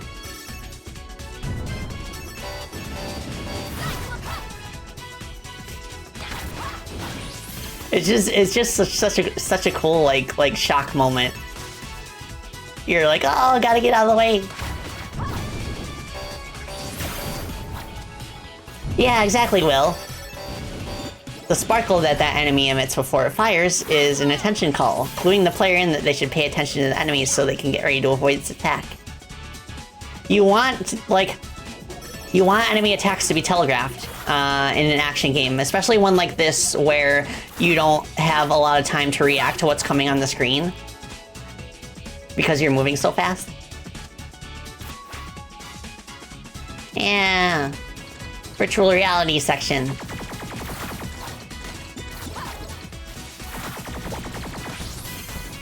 Oops, I did not mean to do that. I wanted to do the dive kick. That's a good way to knock out all the weak points ahead of time.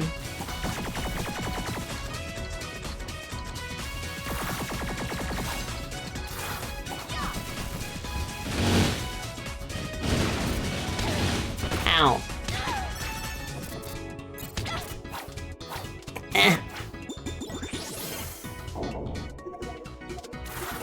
The funny thing about these is that originally, like, they were quite glitchy in the sense that you, like the player could quite easily get stuck in them as they're appearing. So my solution for fixing that is this. So if the player overlaps them, they just stay in the block until it disappears.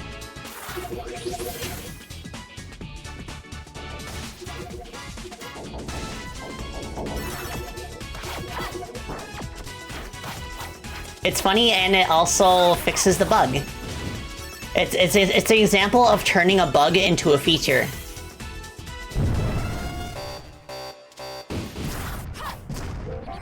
Alright, let's go.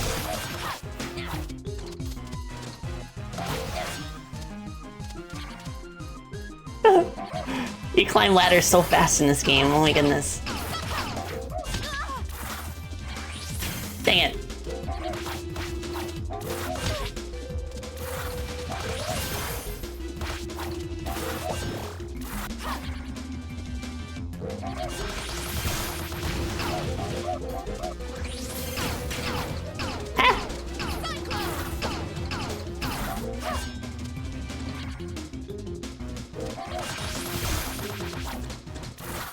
Come on,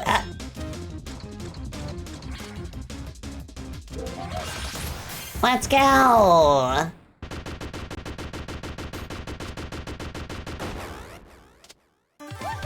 Gotcha.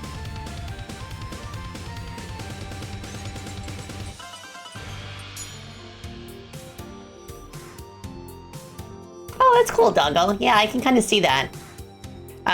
Not gonna lie, Mega Man X4, big inspiration for a lot of this stuff in Freedom Planet 2 in terms of its like visual style. Like, that is a super pretty game. And like one of my goals with like the art style of Freedom Planet 2 was to make it feel like it had the graphical fidelity of a fighting game, but as a 2D platformer, and I think we succeeded with flying colors. Like the backgrounds are like fighting game style backgrounds, but there's these huge expansive stages where the main goal is like platforming rather than fighting. Although there still is a lot of fighting. Yeah, X4 is so good. I recently saw like a speed run, an EGS speed run of Mega Man X4 through Zero's campaign. Very interesting stuff. Right, next up, Airship Siglada. Another one of my favorites. I don't know why, I just really like making airship levels. It's just like super, like, it feels super natural for me to make like intense action sequences in the context of like a flying airship or an aircraft. Or even like a floating island could count.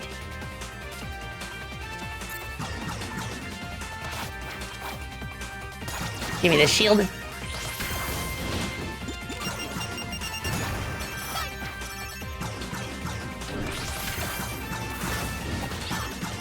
Da da da da da da da da da.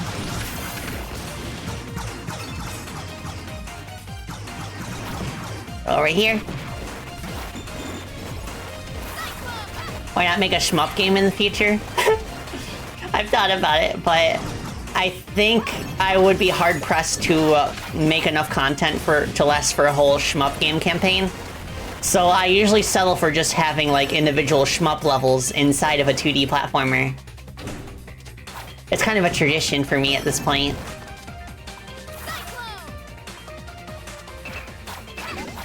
And I try when you switch up the entire, like, if you completely change the genre of your game for like a one-off level or mechanic, make sure it's not really that difficult compared to the main mechanic of your game. That way people will enjoy like the change of pace rather than being frustrated that they have to like learn an entirely different set of rules.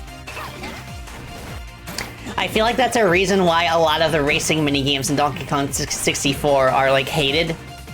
Because they're too difficult for the change in genre.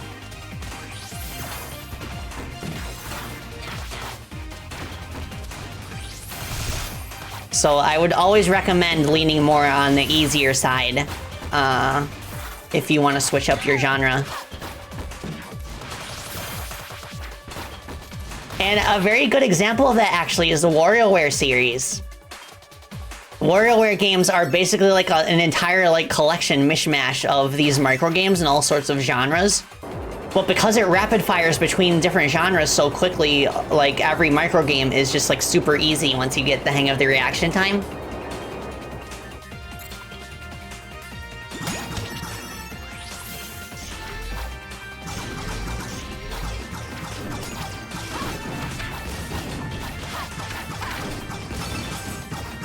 You beat Donkey Kong 64 100% one time. Oh, my condolences. I actually beat it 100% too. I actually enjoyed it doing that as a kid. I was the kind of kid who would like pick a game and just get like engrossed for it in it for an entire month until it was all done.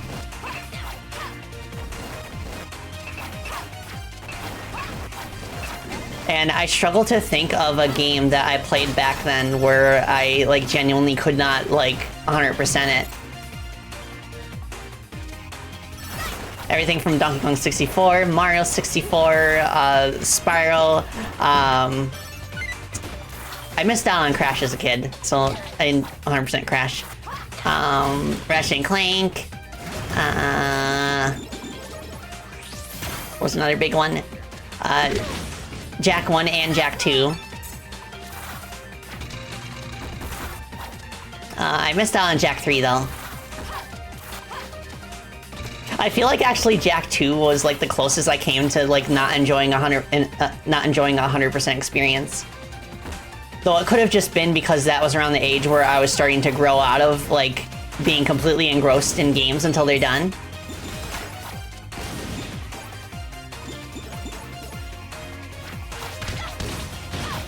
Well, You mainly enjoy 100%ing platformers? Yeah, I feel that. Oh yeah, a lot of Zelda games too, I put in the work to 100%.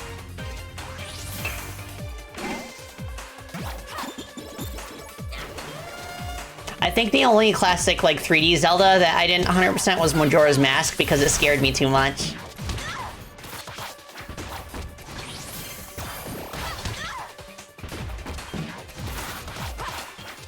Like, I am not particularly fond of time limits in games. Especially when they're, like, an all-encompassing mechanic of the entire game. I much prefer a timer that goes up rather than down. So that way you're not, like, locking out, like, players under, like, a certain skill level. Like, I think of it more in terms of, like, an accessibility thing. So, again, that's why my games kind of have, like, a time attack vibe. So that way we can keep the main campaign, like, relatively easy while still offering something for the more challenging players in terms of, like, self-improvement.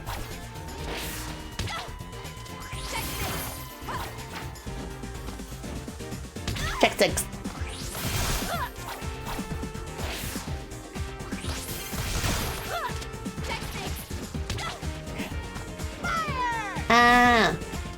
Yeah, Leon, this is Freedom Planet 2. I am the producer of the Freedom Planet series. This game is available not just on Steam, but also on Nintendo Switch and PS4 and PS5. And I've put the link to our Steam page in the pinned messages, so feel free to give it a wish list if you want to check it out sometime. Like, around this time of year, Steam typically has, like, a summer sale. And, like, I made it so that, I set it so that, like, the next sale that Freedom Planet 2 is in, it's gonna be our steepest discount yet, so you'll be able to get it at a good value. It's been out for a while now, so I think it's time. Oh, summer sale on Switch currently? Let's go! How much is it on Switch right now? I leave discounts up to our publisher on consoles, pretty much. Okay. Okay, yeah, the discount that I set for Steam for the next sale that they have is pretty similar to this. So, if you want to try this game on Nintendo Switch, it is currently on discount for 40% off, so $15. Yeah. Yeah, let me double check and make sure I actually set the discount on Steam. It'd be a bummer if I hyped it up and missed the deadline. Let's see. Okay, yeah, I'm still good. Yeah. Curious how much Chrono Gear will cost? It's gonna be like somewhere between Freedom Planet 1 and 2 price-wise, because that's how much content I feel it has. Because I'd say like the campaign for Chrono Gear is gonna be like around like 8 hours or so for a first-time playthrough, which is quite a bit longer than an individual campaign in Freedom Planet 2. But Freedom Planet 2 has 4 distinct characters that are all worth playing the game as. So that's kind of how it balances itself. Yes, Dark Moon, Chrono Gear will cost at least $1. Yeah, I set the discount like for Freedom Planet 2 on Steam. It'll be 50% off, because I noticed that, like, statistically there are a lot of people who wishlisted the game that want to specifically be notified if it's that much off or more. So I think that it'll be the sweet spot, even though it's not a nice round number like on Switch right now, but... Buff Bike Foo!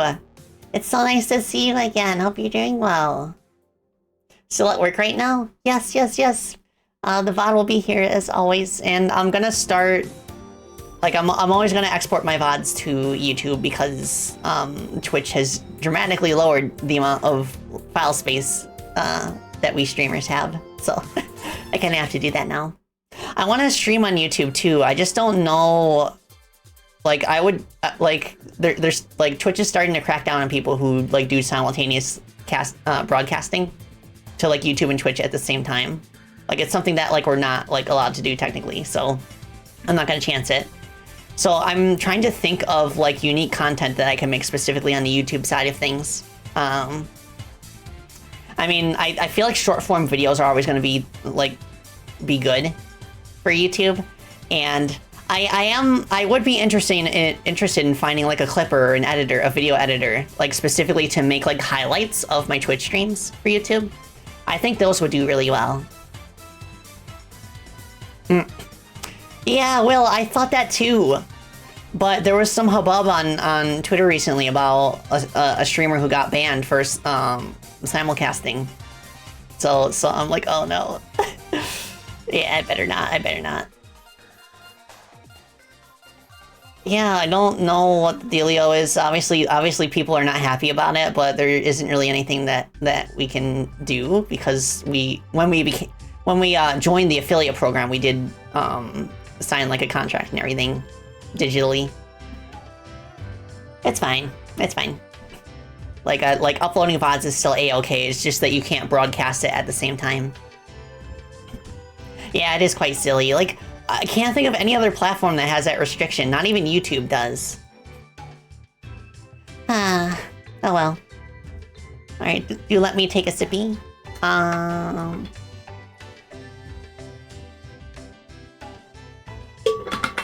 Actually, I'm gonna take a quick 2-minute break. And then I'll be back. Alright, do take this opportunity to take sippy and stretchy if you need it as well. And I'll be right back after this commercial break. Yeah, that's something else I want to do. I want to remember, like, I want to make it a habit that anytime that I go on a break, I'll do the ad break so we aren't interrupted mid-gameplay. And the nice thing about that too is that it kind of enforces me to take breaks, which I really need to do. Because like, in the last few streams I had leading up to my 2.0, I was like streaming like for 4 straight hours without any breaks in between, which is not something I should be doing. So yes, do it, it's healthy. All right, I'll be back in a couple minutes. Bye.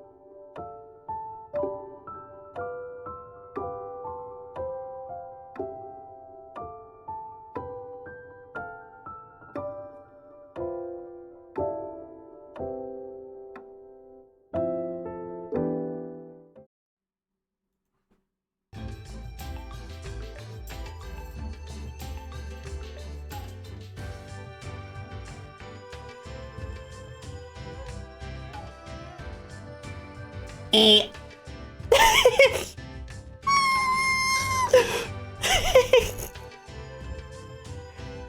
Eh.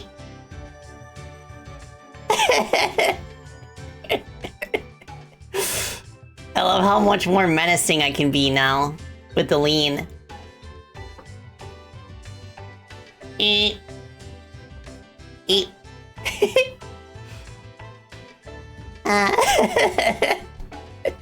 Oh, I love this model so much. You know what it is too? I feel like it's more like it matches my age more, you know? It feels like an age up compared to my 1.0. So like it feels more mature, more professional. So like I definitely feel like a lot more like myself with this look.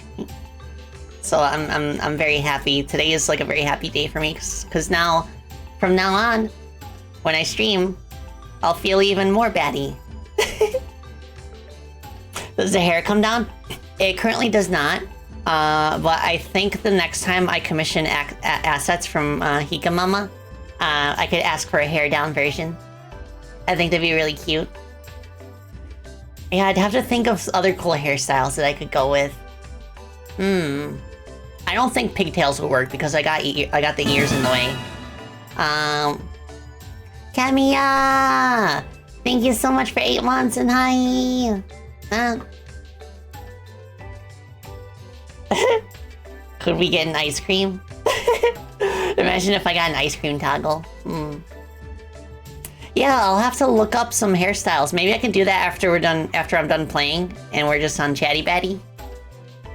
I'm probably gonna take like I'm gonna play for like another hour and then I'm gonna take another quick break to feed the puppies early. And then I'll be back and we can do Chatty Batty for the rest of the stream. Alright. I never let this song loop this long. So I've actually never heard like that part back there with the chimes. It's quite nice. I'm finding Easter eggs in my own game. Alright, next up, Tiger Falls. I love this stage too. This is another one of my favorites. Like, just like the whole atmosphere and the music, and like... This is the first time I made a stage in Freedom Planet 2 where, like, the gimmicks just clicked for me.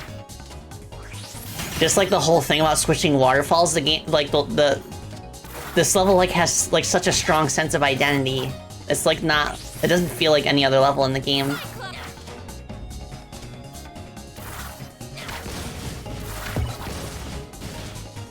Yeah, and the rushing river rapids that act like conveyor belts.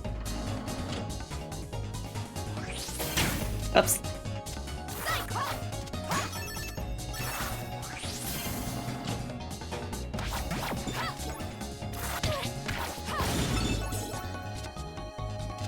Tiger Falls is one of your favorite levels? Let's go! Good choice. Yeah, I love the plane switching here. It's something that, like, just automatically happens in certain parts of other levels, like, especially when you're going through, like, loop-de-loops. It's just, like, a base part of the engine, but here I, like, basically gave it, like a fancy coat of paint.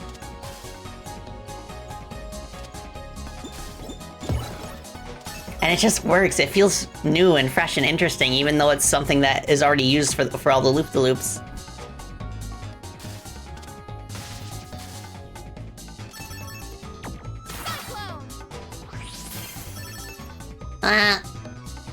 Is this based on Marble Garden Zone? A little bit, maybe. I could see that, especially in the part, like, later on with the rising terrain. Reminds you of the Hakuna Matata stage. Oh! I never thought of that. That's an interesting comparison. I like that.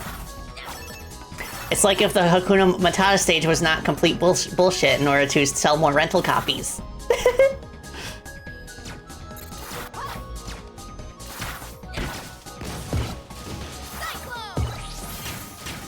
Which, not to brag, but I did beat the Hakuna Matata stage legit when I was a kid. It took me and my older brother many tries, but we did it.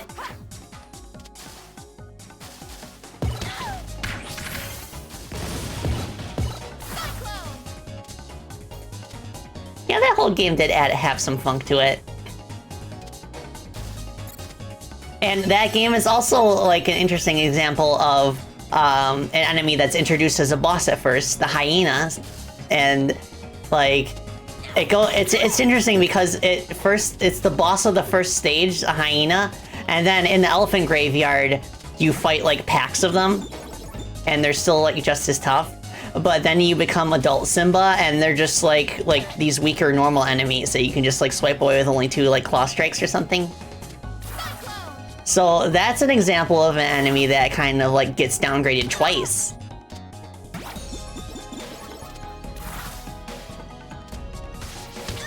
No, dang it. Oh well, at least we can get the chest. Sparkly. Cyclone.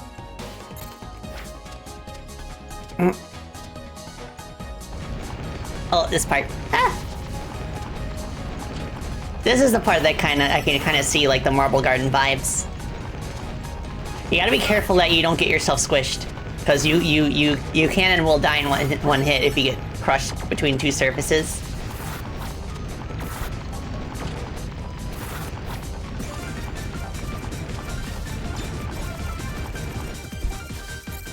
Woo!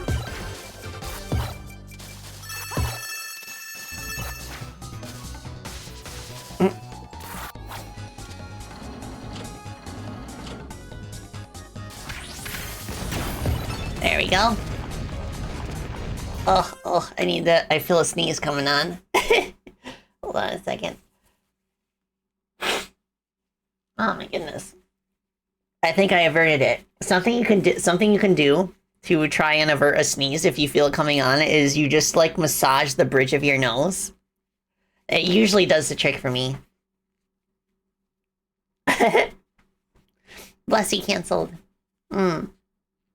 Small nose advantage. Yeah, I'm not sure how that technique differs between different nose shapes. Oh my goodness. Samuel! No! What are you doing? Stop that. It's not dinner yet. You're an hour early. He does this thing where if he wants food, he'll push the office bed around and like box me in the corner of the room where my computer chair is. He'll push it so that it blocks my computer chair from moving, and then he'll just like stare at me. No. Thankfully, I only need to use like my one arm to push it back. yeah, he literally corners me into giving him food. If you're good, I'll feed you in half an hour instead of 1 hour.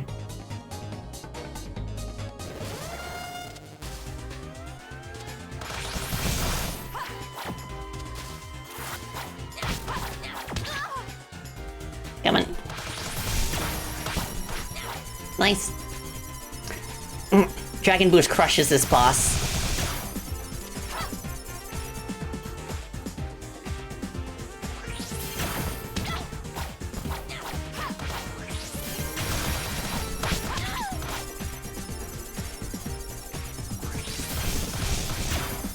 Nice. Da.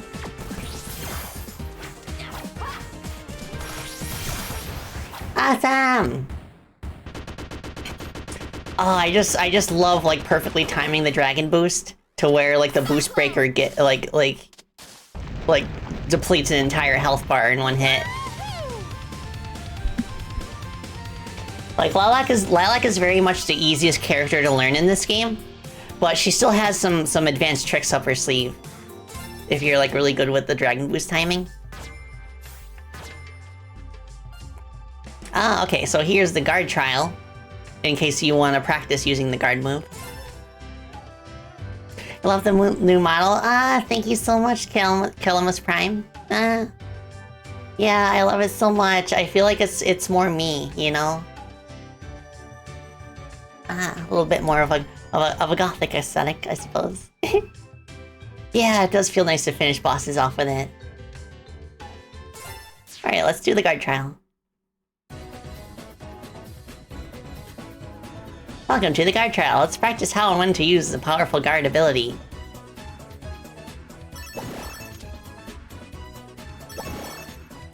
Remember that you can guard in almost any situation, but you'll need to keep moving to be in a safe spot when your invincibility ends.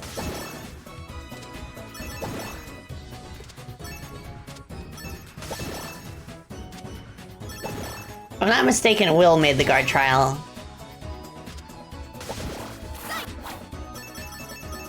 Cause like there's enough tech. We noticed that like when we just had the tutorial at the start, there were quite a few techniques that players were just forgetting how to do. So what we decided to do is to section off guarding into its own separate tutorial. And that really helped reinforce it for quite a few players. Like, they actually told us that it helped. And that's something that I'm kind of considering that would maybe be advantageous for Chrono Gear as well. I just need to get a better grasp on what techniques people, like, need to be reinforced.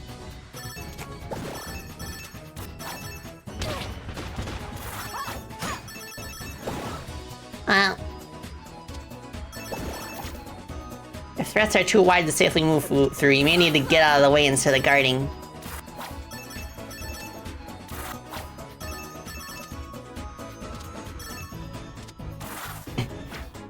You did! Oh, yes, I remember correctly. The guard was especially critical because this branch has one of the hardest boss fights just in the game. Oh yes, absolutely. Once you're on the Shuigong path, there is a boss fight right at the end of it, and you're locked out of leaving the Shuigong hub. I mean, the Shuigong map until you beat it. So it's very important that players know how to guard before they encounter that boss. Remember, you can guard against just about anything, even spikes. But be sure to move away.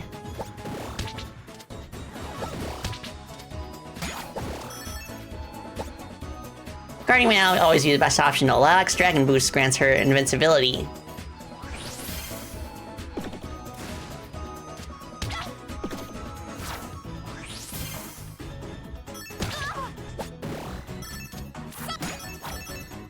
Dodge!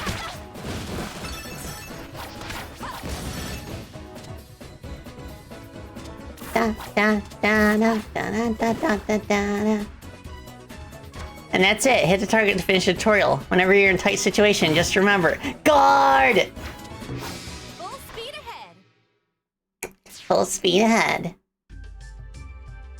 Okay. Next up, Robot Graveyard. This is another one of my favorites. It's hard to pick a favorite. Like somebody asked me earlier on, like, what's your favorite level? All of them. Can I just say all of them? Well, maybe not all of them, but there are like a handful of distinct favorites. Like Phoenix Highways on Land, Robot Graveyard so far. Airship Iguana. What's your favorite level? Yes.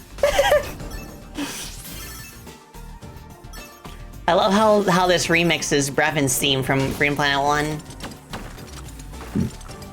So you really get the sense that, like, he has a lingering presence here.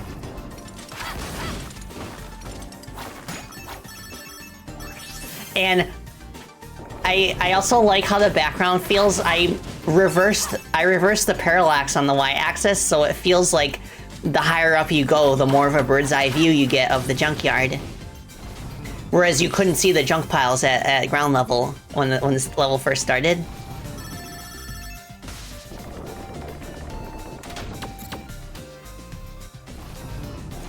Da da da da da.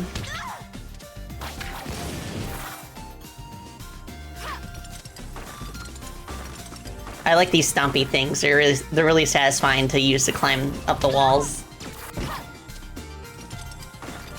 Yeah, pseudo 3D effect. Yeah, snow levels are kind of tricky to make in a game in a way that feels like unique, I suppose. Same thing with like volcanic levels. Like those kinds of environments have like such a distinct like aesthetic that like it's just tough to like add anything to them that makes them feel like wholly unique to their game. I think one example of a unique volcanic level that I saw like recently was when my friend Alex was playing through Visions of Mana, And they kind of made it feel unique by adding like sections where the lava was purple. That was really cool. And in this case, in the case of Freedom Planet 2, what I did to make the snow level feel more unique is I mixed it with another like level aesthetic, which in this case is like it mixes snow and junkyard motifs. And we do also have a volcanic level. I didn't mix it with anything, but it's still one of my favorites just because of how well it plays.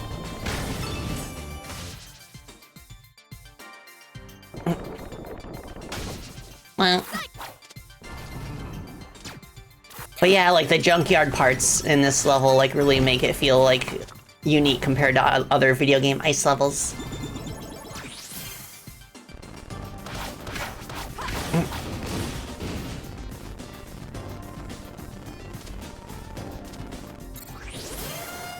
Alright, boss fight.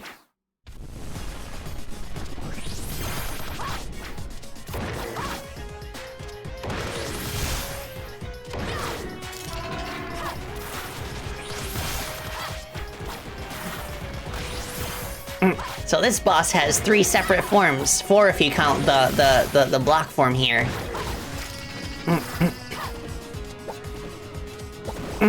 This is also a boss where it's very handy to know how to guard, specifically because of that attack.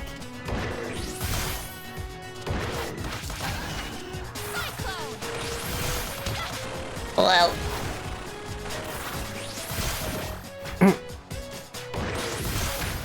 Let's go!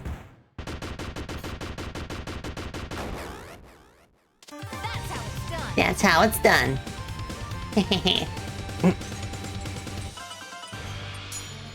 Ta-da! Oh, thank you. Thank you, Alex. Wait, Blake, they got Sonic Mania working on the Dreamcast? That's awesome. Well, I don't think Freedom Planet 1 or 2 could work on the Dreamcast. And the reason I say that is because the retro engine that Sonic Mania is built in is heavily optimized. Like, it's no wonder that I do feel like it's realistic for it to work on Dreamcast. Like, we'd have to rebuild the engine for both games from the ground up to work on a console that old, unfortunately. A lot of it has to do with the lack of RAM that the game absolutely needs in order to render all of its textures.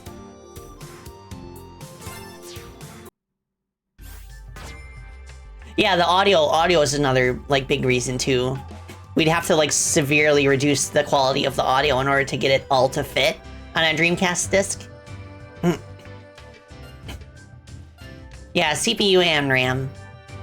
Alright, Shade Armory. Oh, this is another banger. This is another one of my favorites. I keep saying that, but there's so many good levels in this game. And I was surprised at first about how, like, the music for Shade Armory, like, is, like, the fan favorite. It's like by far the music that has like the most likes on our YouTube soundtrack. But after thinking about it, I get it. Because it's like a really cool throwback to Freedom Planet 1. And it's just like super hype.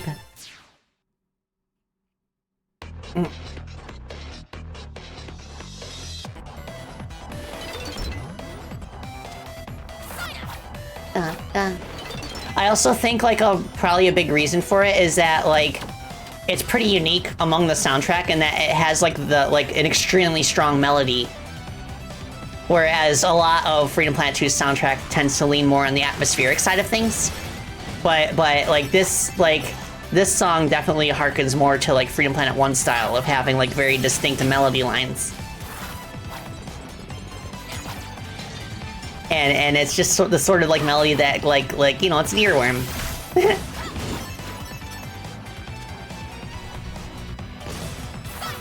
Yes, it is a remix of Thermal Bass.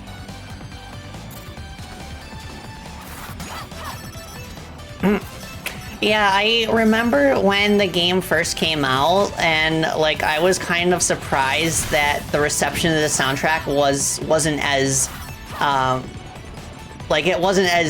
people weren't as hyped up about it as they were with Freedom Planet 1's music. And I guess a lot of the reason for that is just because people weren't expecting the more atmospheric tone that we went with for most of the music. Nowadays, I feel like both soundtracks have their merits. Like, Freedom Planet 2 isn't necessarily inferior to Freedom Planet 1's soundtrack, it's just different.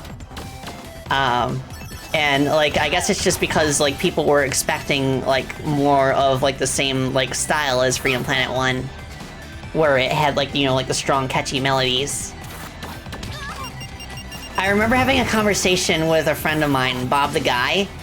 He's one of our musicians for Chrono Gear, and we kind of, like, had a discussion about, like, why the reception to Freedom Planet 2's music was the way it was. And I don't remember what we said exactly, but we kind of touched on some of those points. Yeah, we brought Bob on. I do have to thank my friend Dusky for that, because, like, she's the reason that I got to know Bob. And, like, he's been absolutely crushing it. Bob and I have been collabing on a lot of the soundtrack, not all of it. Like, I feel like the soundtrack for Chrono Gear is, like, pretty evenly distributed among the music team.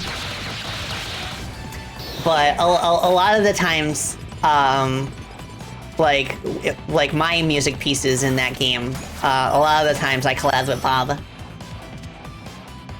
Oh my gosh, yes, Edge Drive, I know. I can't wait for people to like, hear the soundtrack. It's so good.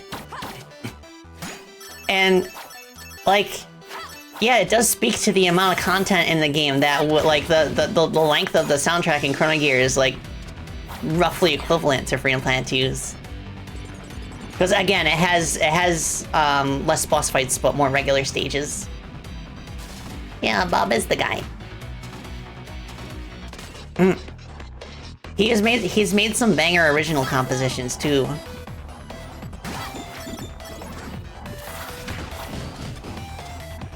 And I think, like, one of the other crazy things about the Chrono Gear soundtrack is that the last level is so big that it actually has, like, 4 different remixes of its music that we use in different sections. I'm actually kind of nervous about the length of the last level, but I feel like the amount of content that it has justifies the length. I guess we'll see. Now, Syntax, quit causing mischief. I love the way that, like, Syntax, like, pops in these sections and tries to, like, sabotage your efforts. Futilely, of course. You want to replay this game so bad now? Go for it! And the other thing, too, that I think is definitely an improvement over Freedom Planet 1, compared to Freedom Planet 1, I feel like Freedom Planet 2, like, it paces its content a bit better, so it's a lot, like, easier for people to just, like, take a break when they need to. It's, like, more pick up and play, I suppose. Because, again, like, it's not like Freedom Planet 1, which had levels that were quite long because they had 2 distinct halves that were, like, that felt like different stages in their own right. And you even see that with the narrative in Freedom Planet 2, where, like, it has, like, a more episodic format to it.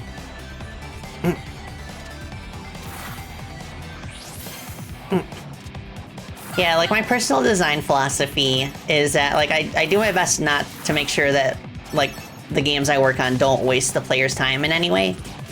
To varying degrees of success, of course, but, like, I feel like the pacing is, like pretty breezy. Escal, thank you for the help. The fun thing about Askel's, like, sound effects for his moves, like, as a placeholder, we originally, like, used Dragon Ball Z's sound effects as kind of a fun gag to his voice actor, Christopher Sabat, being the voice of Vegeta in English. But when our good friends at Fatbard redid the sound effects, they kept the vintage, like, 80s anime aesthetic to his moves. So it still has, like, a very distinct style to it, but it's, like, it was made completely, like, unique for the game. No!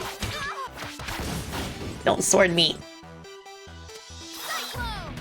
Soul has your favorite music? Ah, hello there, Oblivious Beast. Hope you're doing well. Yeah. The music in this level is a fan favorite, so, and I completely understand why.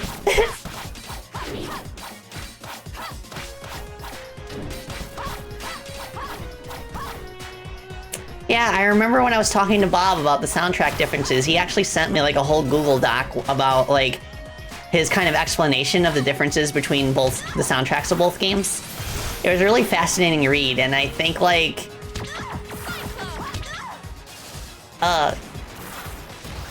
yeah, I respect the heck out of it.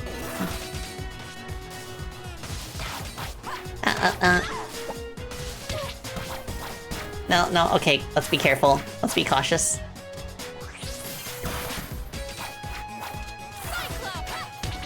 Ah! No! Dang it. You won't win that easy. I'm almost done. We got this. No. Let's go! The blink dash coming in clutch. Awesome. That's how it's done. What about? I like how much faster my wings come out now. So I can do like celebratory. Blah. Alright. Nice. Now all that's left is the fight against Serpentine.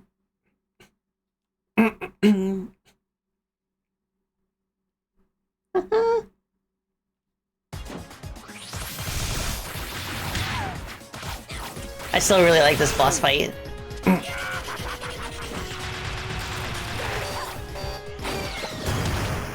I almost dodged that. Hold still so I can destroy you already!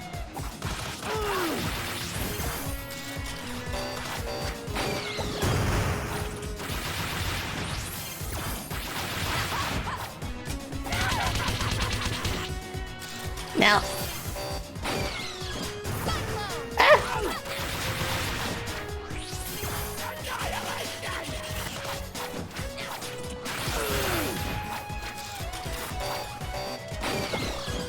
Yeah, missed. This first phase is hilarious if you play as Mila, because all you need to do is keep her shield held up, and she'll reflect literally every one of his attacks. Hold still so I can destroy you already!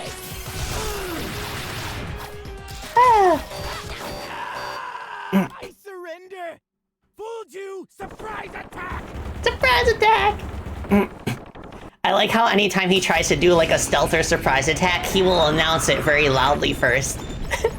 he has 0 stats in stealth.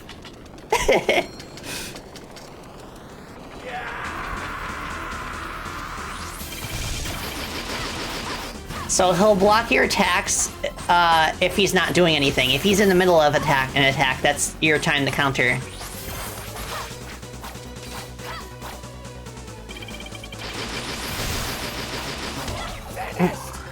Oh boy.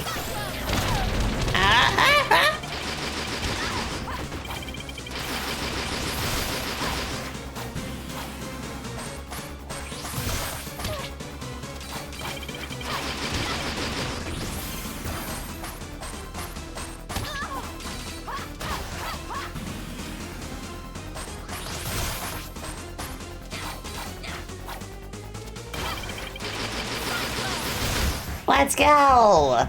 Awesome! Careful. Yeah, that is the boss fight where... That boss fight is the reason why players really need to know how to guard. It's not required, but it helps a lot. Yeah.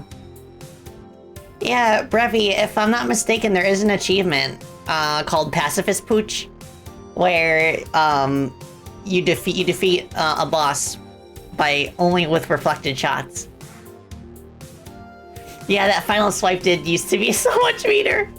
There were actual like even if you think like a final like gotcha moment in a boss fight is easy to dodge, guaranteed there will be people who get tricked by it and end up having to start the fight all over from the beginning.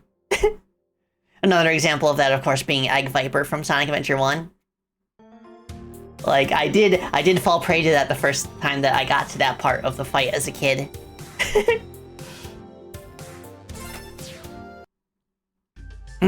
You died to Egg Viper first time? Yeah.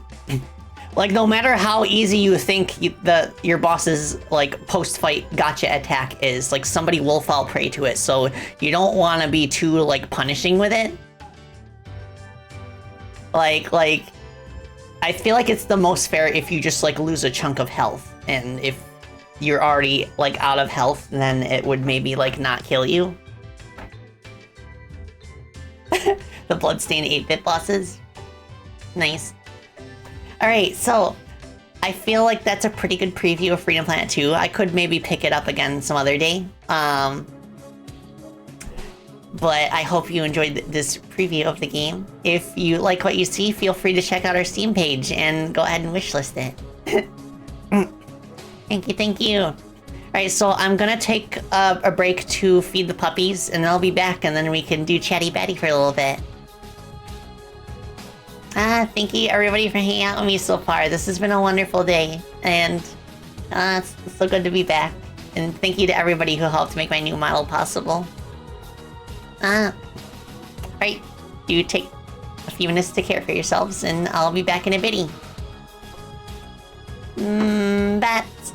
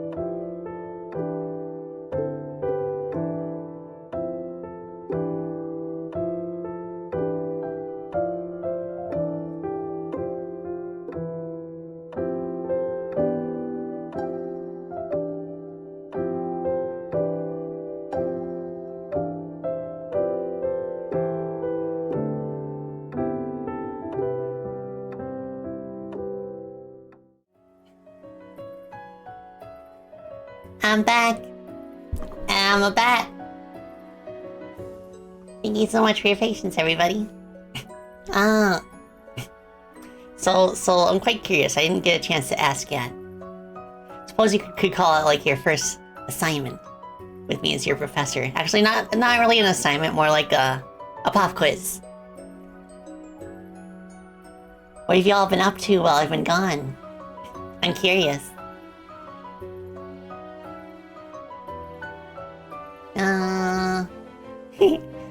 I'm so curious. Does this work with my thinking pose? I suppose so. Making and playing games? Oh yeah, I saw that you released a new game and like that short story. That was really sweet. You played an indie game? Nice. In my downtime, I found myself like playing like rounds of backpack battles. The 1.0 version of the game actually came out very recently. I like how the battles are like pretty much an afterthought, to the point where like I just fast forward through the battles as fast as I can. Like all I care about with the battles themselves is whether or not I won. But then like the main meat of the game is the puzzle with like purchasing items and like fitting them in the best like arrangement in your backpack. Working on a new project? You're reading the Invincible comics. Oh yeah, I've heard pretty good things about them. A little bit gory for my liking, but I get why. I see the vision.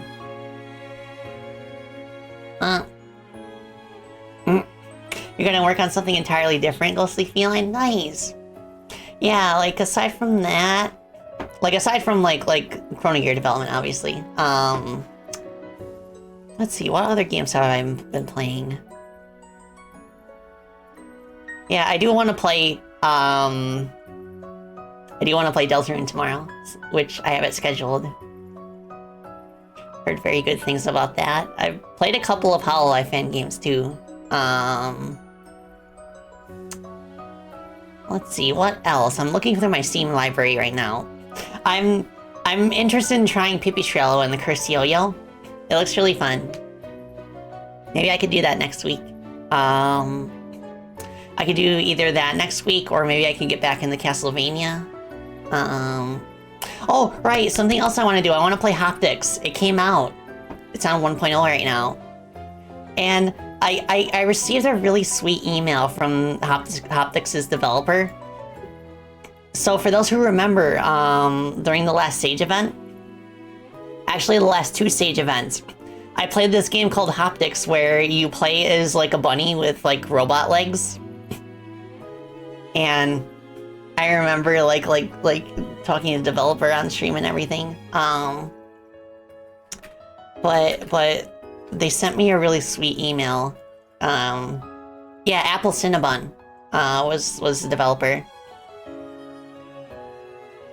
But like they to paraphrase, they basically like said that they're really excited for my new model.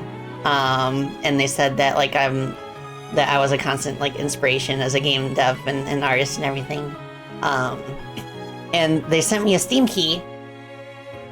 And then they said that once 1.0 launches, try typing Spacey anywhere in the main menu for an extra gift. So I'm really curious to see what it is. I wonder how long the game takes to beat. Maybe I could even do it right now. Because I got like another hour to go. Yeah, they wished me luck with Chrono Gear too.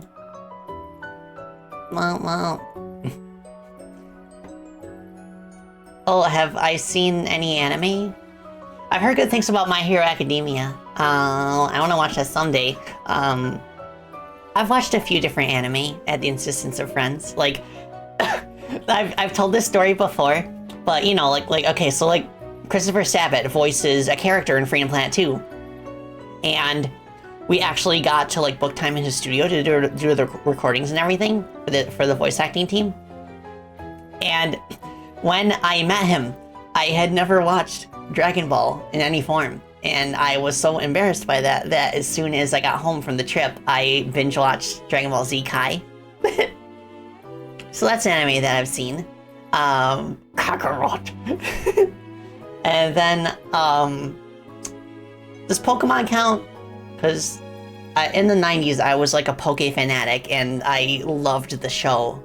Like the TV show with Ash and Misty and Brock and everything. I also around the time of Freedom Planet 1, my friend Dawn was kind of giving me some anime recommendations. And she recommended, as my first anime in like a really long time since I was a kid, she recommended Madoka. If you know what Madoka is, you probably know it's probably not the best first impression of the genre.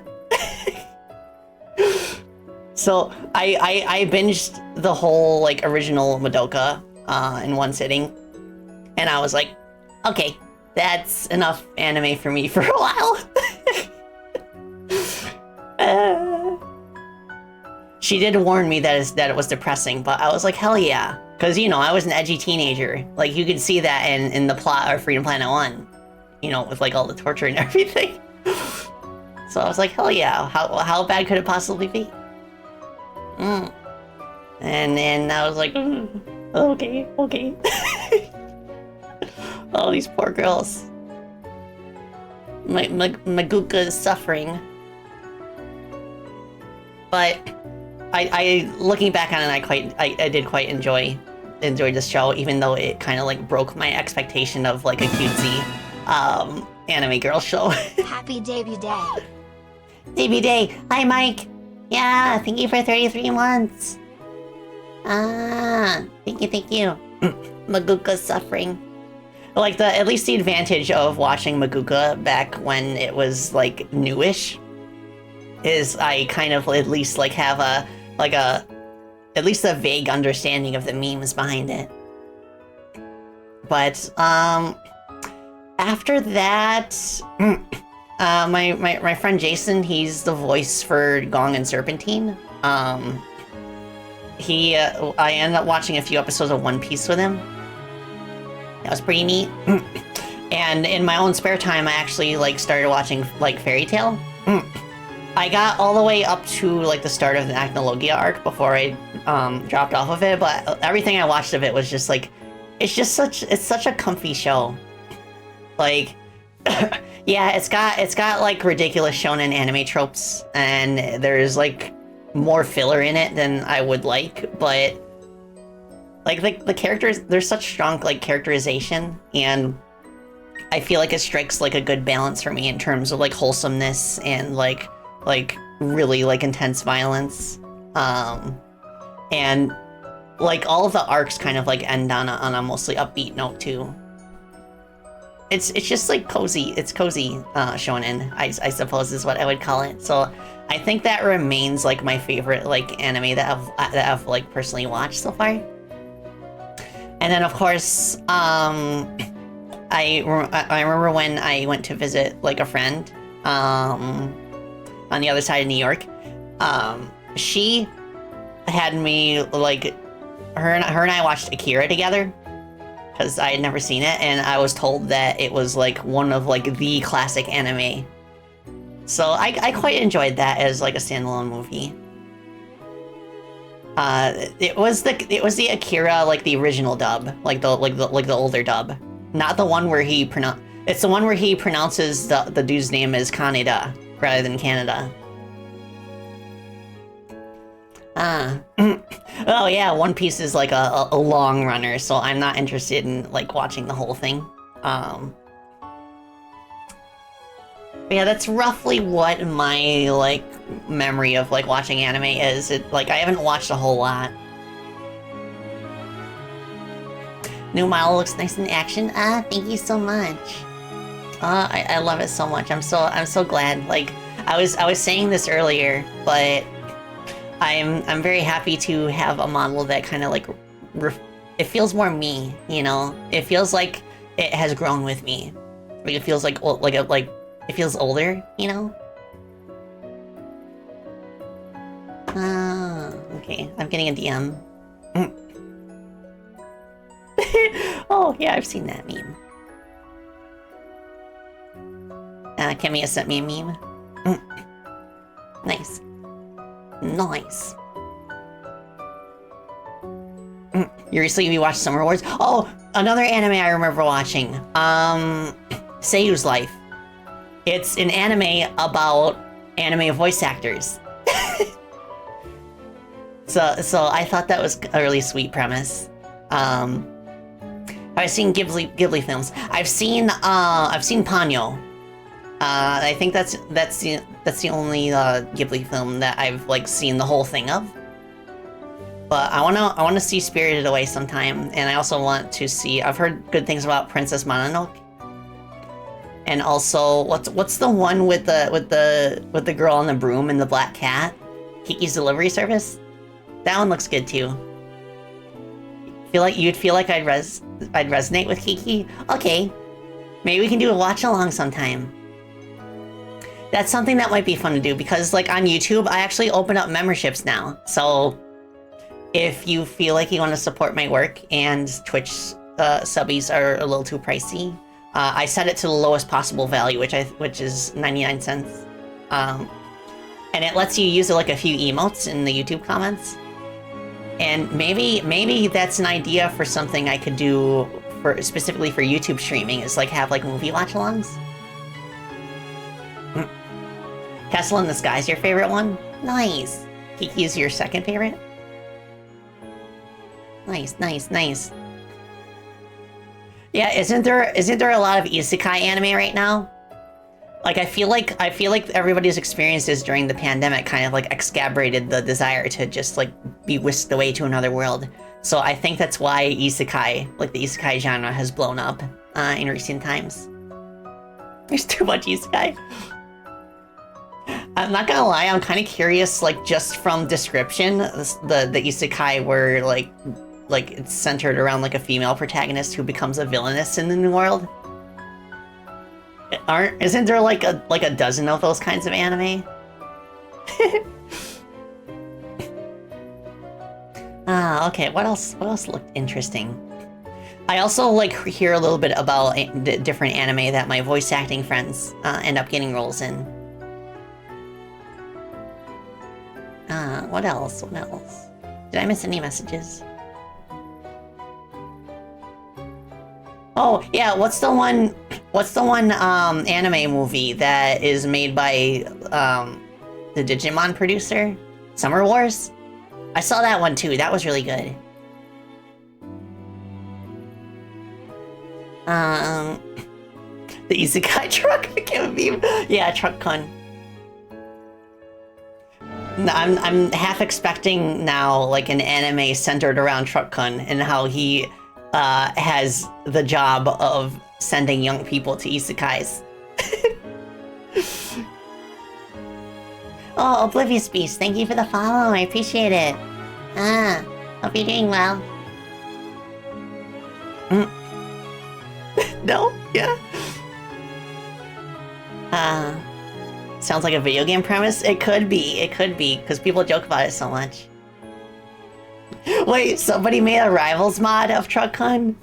That's hilarious. There's so many like weird and good like Rivals character mods out there. My goodness. Your favorite?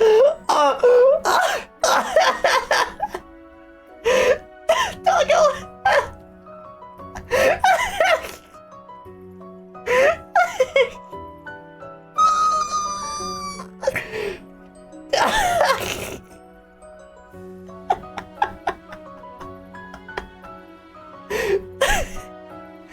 Your favorite isekai? Your favorite?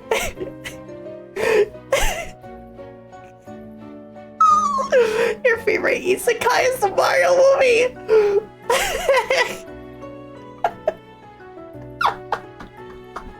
Hello! It's me! Super Mario on the PS4! Woo! Oh my gosh. Oh, I need a drink after that.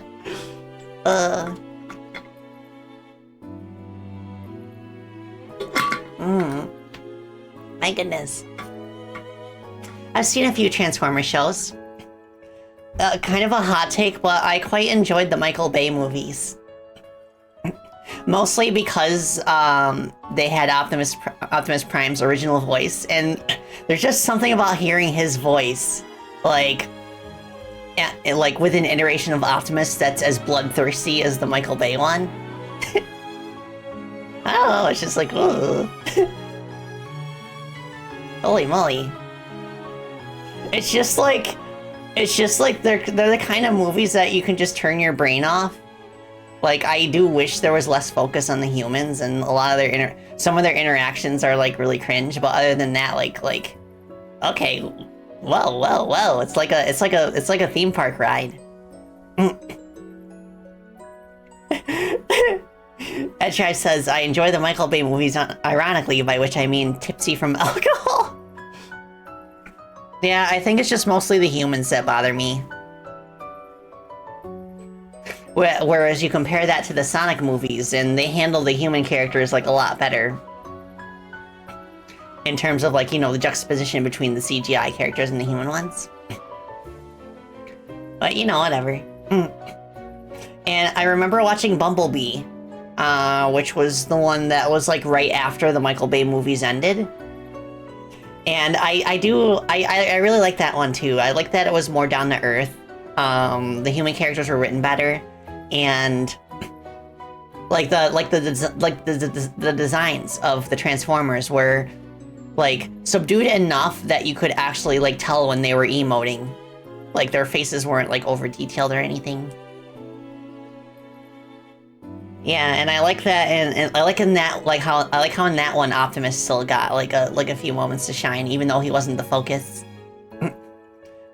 Like Optimus is my favorite, like bar none. He's like so good. Ugh. That's like one instance where like usually I'll feel like I'm being like extremely like plain in my opinion if the main character of a work is my favorite. But not with Optimus. I'm a huge Optimus stan. Yes, he's freaking great, and he's got like an incredible voice too. I almost wonder if half the reason I like him so much is because of his voice actor.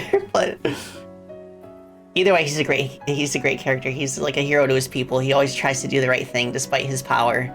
Like I feel like I'm drawn to those kinds of characters, those like Superman archetypes where they're like extremely overpowered, but they get themselves into situations and they have challenges presented to them where their powers won't really help them. I like that. I enjoy that kind of storytelling. I think that's also the reason why I'm really enjoying working on Chrono Gear as much as I am, because the narrative like very much like touches on that sort of thing, where like the character you play as is like essentially like a demigod, and it's not really a question of whether or not she can overcome like the combat encounters. It's more about whether like her powers, despite her strength, whether she's able to like actually solve the issue at hand, which is like the shattering of the timelines. Oh, Mark, hello. Hope you're doing well. Yes, you can ask a question about bats. Bats. I'm a bit knowledgeable about them myself, being a bat. Did you know that the fastest, the world record for the fastest like horizontal land speed, is by a bat? It's specifically the Brazilian free-tailed bat. They've been seen, not land speed, flight speed. So they've been recorded flying horizontally at speeds of up to 99 miles an hour. Now the Peregrine Falcon has the fastest overall flight speed, but that's from like dive bombing its prey, if I'm not mistaken. So fastest land speed, I believe, belongs to like a breed of cheetah. Feel that same way with Batman, the animated series. Kevin Conroy. Oh yes, Kevin Conroy. Didn't he voice Batman in Multiverses too?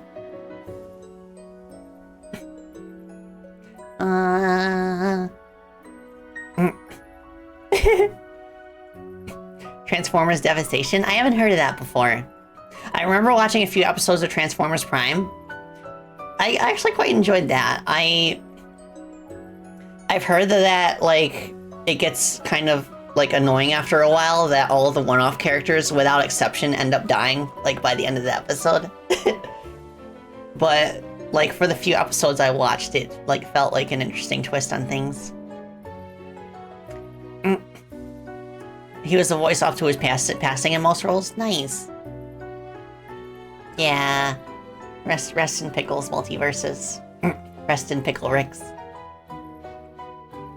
Yeah, it's really a shame to see how much that project was mismanaged and how much like WB doesn't really care for their IP anymore.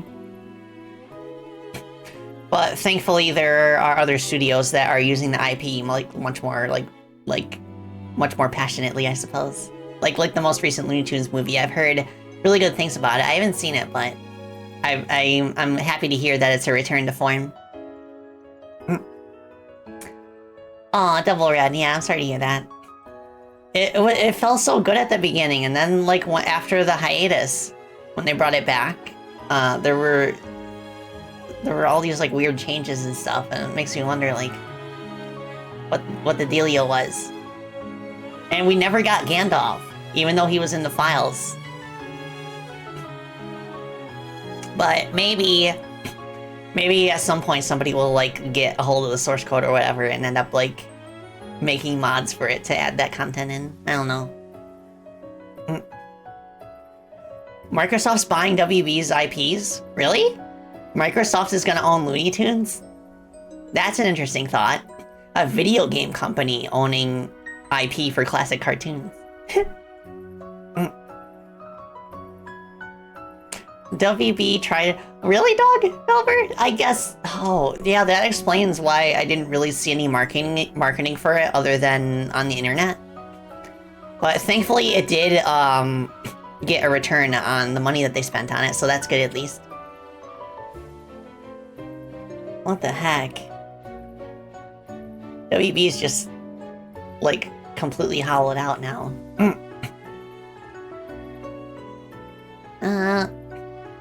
When is Gandalf using a frying pan?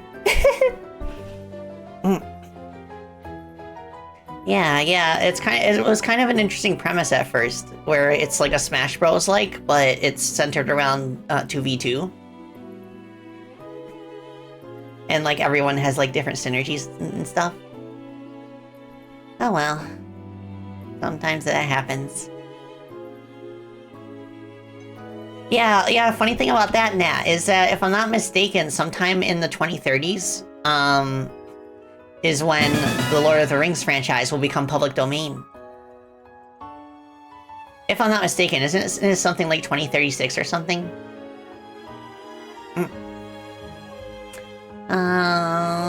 Oh, Oblivious Beast, thank you for the Prime sub. I appreciate it. Huh. Wait a second, Mortal Kombat was owned by WB? I didn't know that. I thought they were always Microsoft. Yeah, that's why I don't play games like that anymore. It's just that, like, in the eventuality that like online games like that shut down, any money you spent on it is like, you know, poof, done. I'm more of a fan of, like, if I have an itch to play, like, a classic, like, online game that I used to play as a kid, I'll usually, like, find a private server that keeps the game in the state that it was when I was younger. Like, I also kind of, like, when I was in college, I suffered, like, really heavily from, like, online game addiction. And I feel like that kind of influenced the kinds of games I would eventually make after I graduated. Because, like I felt my grades kind of slipping, so, like, eventually I, like, basically stepped off of it cold turkey. And that's why I pretty much, like, never play, like MMOGs or MOBAs or anything like that, or gachas. Like, occasionally I'll just, like, try them out for a little bit, but I don't allow myself to get hooked anymore. And I feel like that's influenced the kinds of games I make, because, you know, like, I endeavor to make my games not waste your time at all. So I'm a little bit, like, averse to implementing, like, you know, like, grinding mechanics in my games. Or like anything resembling, like, levels or experience points. So, it's kind of funny how that all works out. Audio static? Oh, that's because my dehumidifier turned on. I have to keep it on or it gets way too humid in here during the summer. I hope I'm still legible a little bit.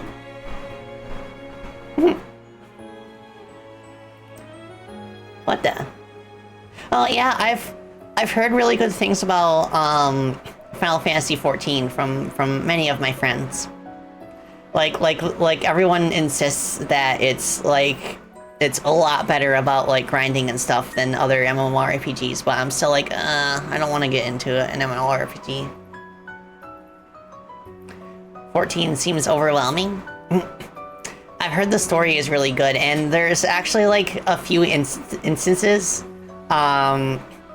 during Chrono Gear's development where like the aesthetics and the music of a particular level were apparently inspired by a location in Final Fantasy XIV. That's happened on like 2 or 3 separate occasions, and like I don't know the context, but I think that's pretty cool. Yeah, I've heard that the free trial is like very substantial to the point where you never actually have to buy the game because like it gives you so much to do. Oh, that's cool, Blake. Yeah, I'm not super big into fighting games. I like watching them. I don't really like playing them because like I feel like I will never have the dexterity that is required to play at a high level.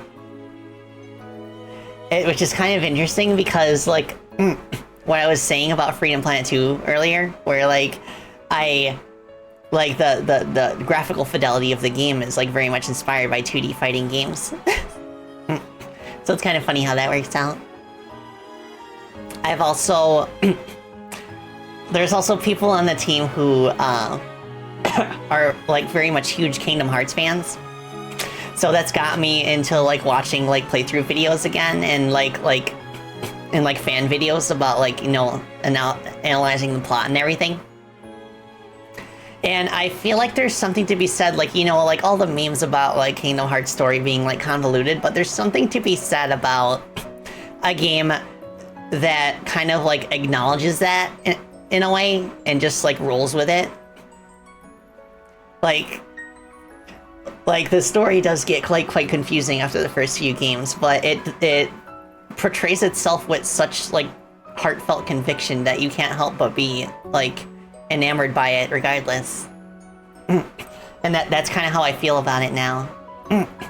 Like watching like other like video playthroughs of it and stuff. To the extent that I feel like if I were to make a 3D platformer someday, I think it would be very interesting to try and make something that kind of like mixes like Kingdom Hearts like action combat with more of a platforming bend. Because platforming in Kingdom Hearts is not very fun. So it makes me wonder, could you make it fun? Could you find a balance? I think so. I was actually having a discussion with one of the team members about this, like about how tricky it would be to accommodate the platforming side of things without sacrificing like the fluidity of combat. But I think if I stick to my design philosophy for 2D platformers, I think it could still work. Like I would just make sure that every every attack you can use during the combat with enemies has a secondary function for platforming. And if I do it correctly, I may not even need to split the gameplay between like distinct combat sections and platforming sections. You look at a game like Kingdom Hearts or Zelda or whatever, and like there's a very clear separation between when you're exploring the environment and when you're fighting enemies, to the extent that like there's even distinct music that plays when an enemy is nearby.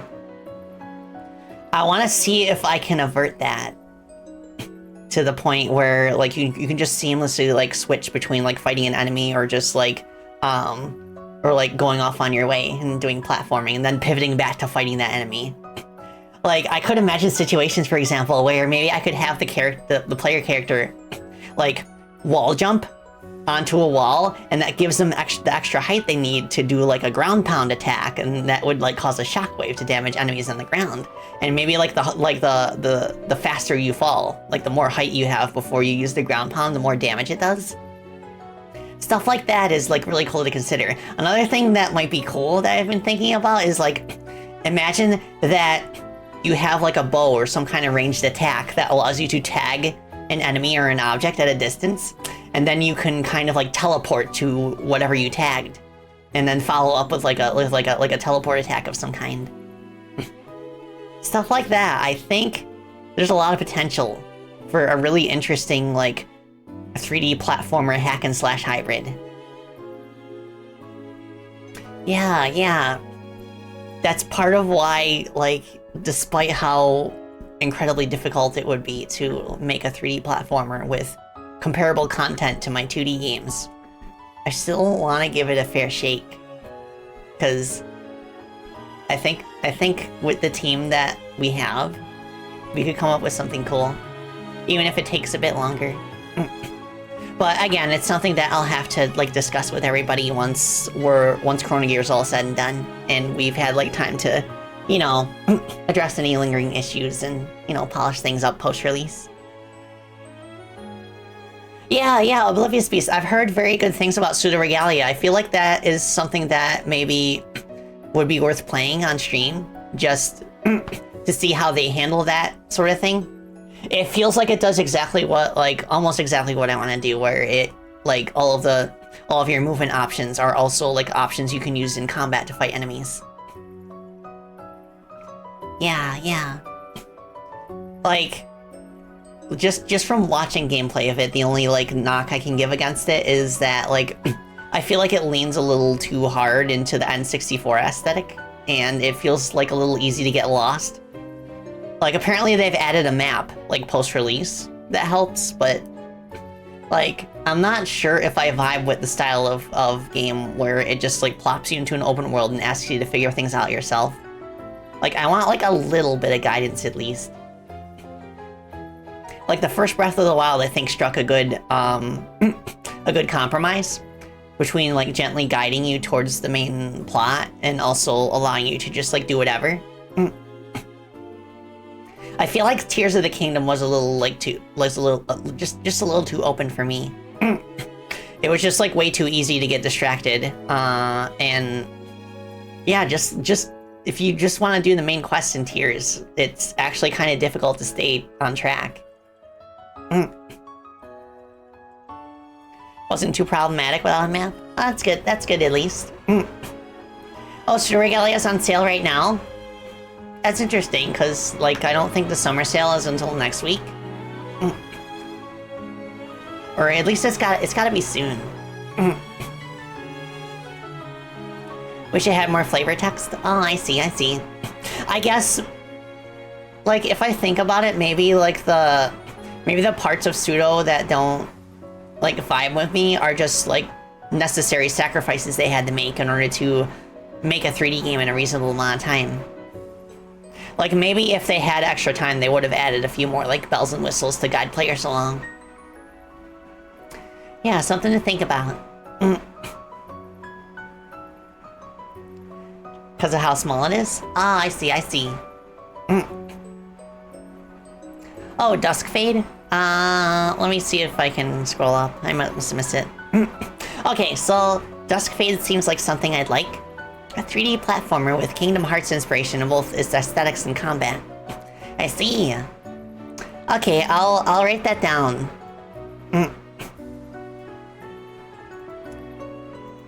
I'll give that a look. Oh my gosh, I feel my throat getting scratchy. I feel like it'll get better these next few days as I get back into the swing of streaming. Write that down. Nice. I'm taking a sippy.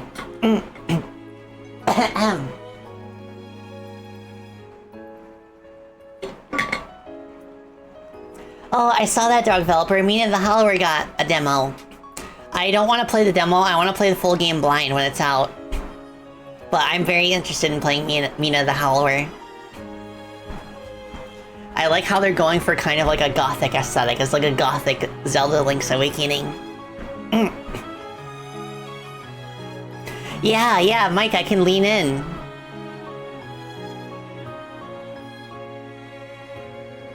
Look at you all. Look at all my good underwings.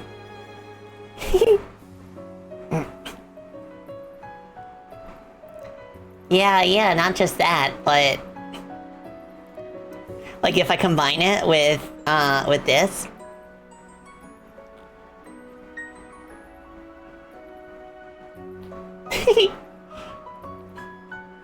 I love my Miles so much.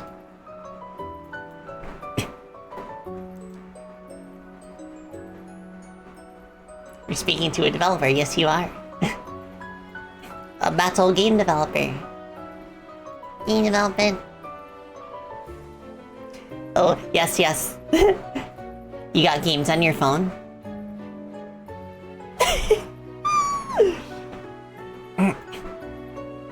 Oh, okay. Whew. Yes, you're in my walls. You're the cog wheels in my clock tower. Oh, Azaran Islands of the Jinn. Okay, I'll give that a look too. The title kind of reminds me of ours at the Jewel of Faramore. I'm curious about how the sequel to that is coming along. But I guess we'll hear about it when we hear about it.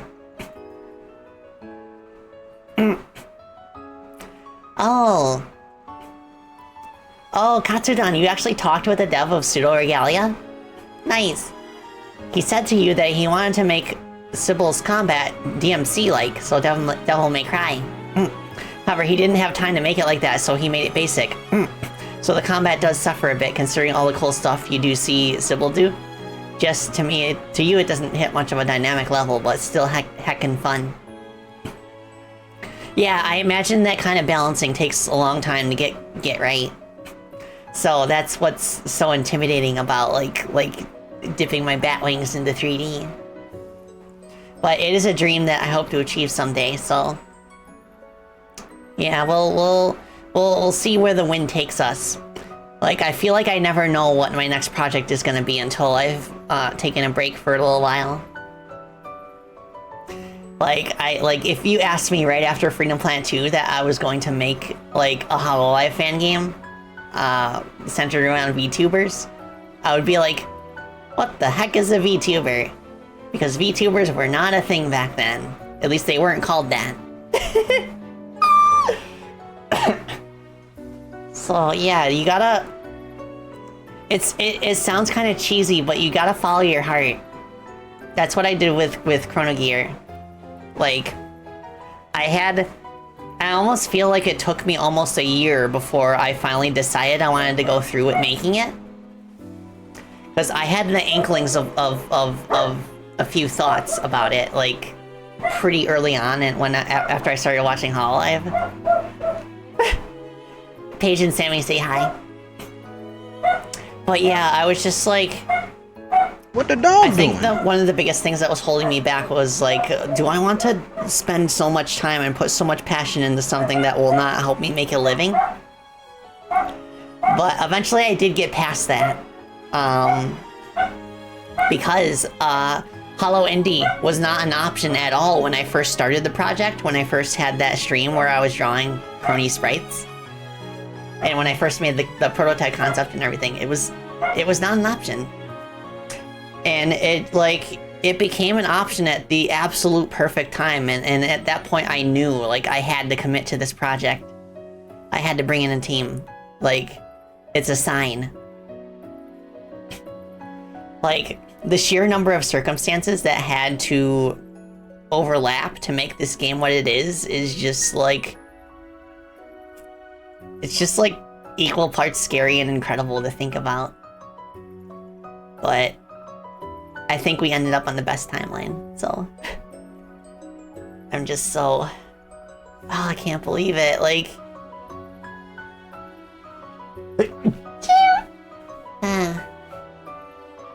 excuse me. Yeah, like any other team composition, and the game would have had a totally different feel to it. It's so crazy to think about. And I just can't wait for everybody to play the fruits of our labor. Hold on, I feel another one coming. Oh. I think I have averted it. Oh my goodness. Yeah, you know what it's like, Creeper Boy. Like, there's kind of a tug of war between like whether the passion you put into something is worth the time that could be spent keeping a roof over your head. So I was extremely fortunate that we ended up in a situation where we had both. Where we get to make a really cool Hololive fan game with a team of people who are really passionate about like the subject. Whether it's about like the genre of game or like the characters themselves, and still like be able to like make a living off of it. I feel very blessed in that regard, and I feel like that's why I'll always work with a team. I don't think I'll ever be a solo dev because I like I like uplifting other people. And like, it makes me very proud as a professor to see like my colleague, not like my students and my colleagues, like to see their skills improve over time. Like, especially as a result of the encouragement that they get from their teammates. And I do my best to kind of like deliver that encouragement when they need it. Yeah, I like lifting. Buff Spacey.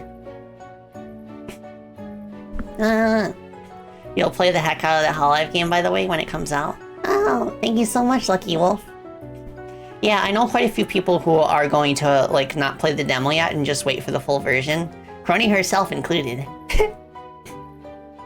Oh my goodness, like, from the very first, like, video post that I made, like showing off, like, the prototype of the game, like, she was, like, on it. Like, she has been incredibly supportive of the project, and I can feel her excitement, and it makes me excited, too.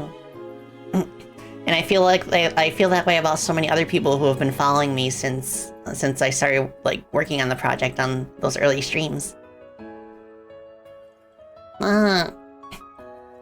Yeah, it feels so good. Like, it's also going to be like another personal achievement in the sense that it's the first game that I have streamed development of from start to finish. Like, all of my oldest underwings, like all of my like longest like subscribed underwings, or longest watching, I guess. Y'all have seen it from its very beginnings.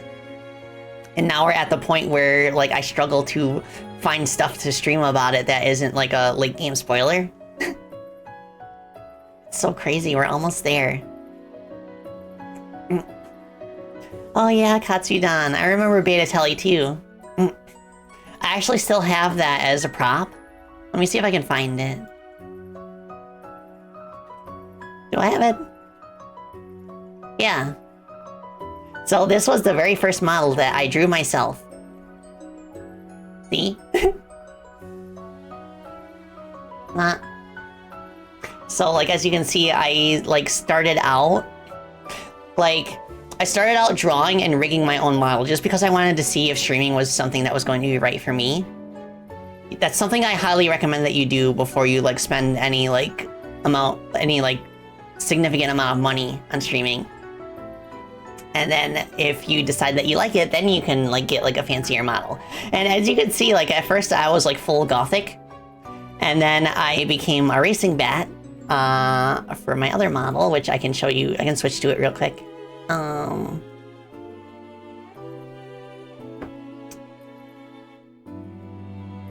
Yeah, okay, this is my 1.0, and as you can see, this was like my next step up, and it does have like a younger like feel to it, doesn't it? And And like you could feel like the style difference too between Kevin Papa and Caramel Kitchen. So then after that, we have Spacey Balotelli too.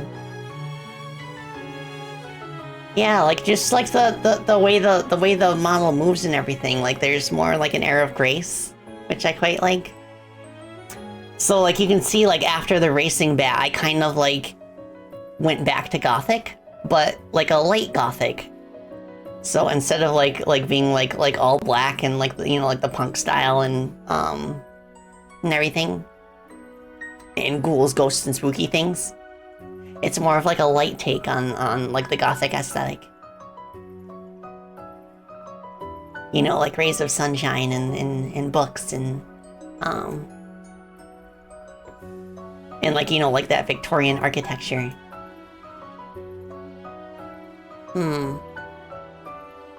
Oh, it felt so surreal to flip between all of my previous models like that.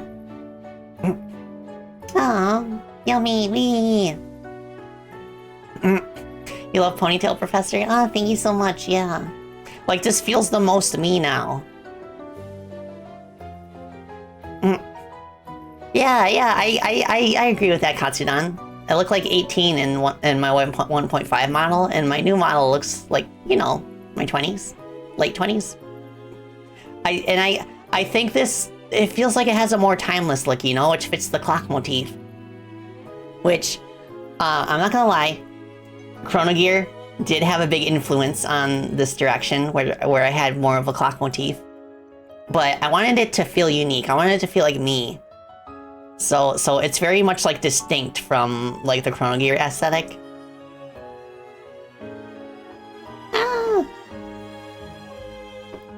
Like I'm just like pleasantly surprised at how well it mixes with me being a bat too.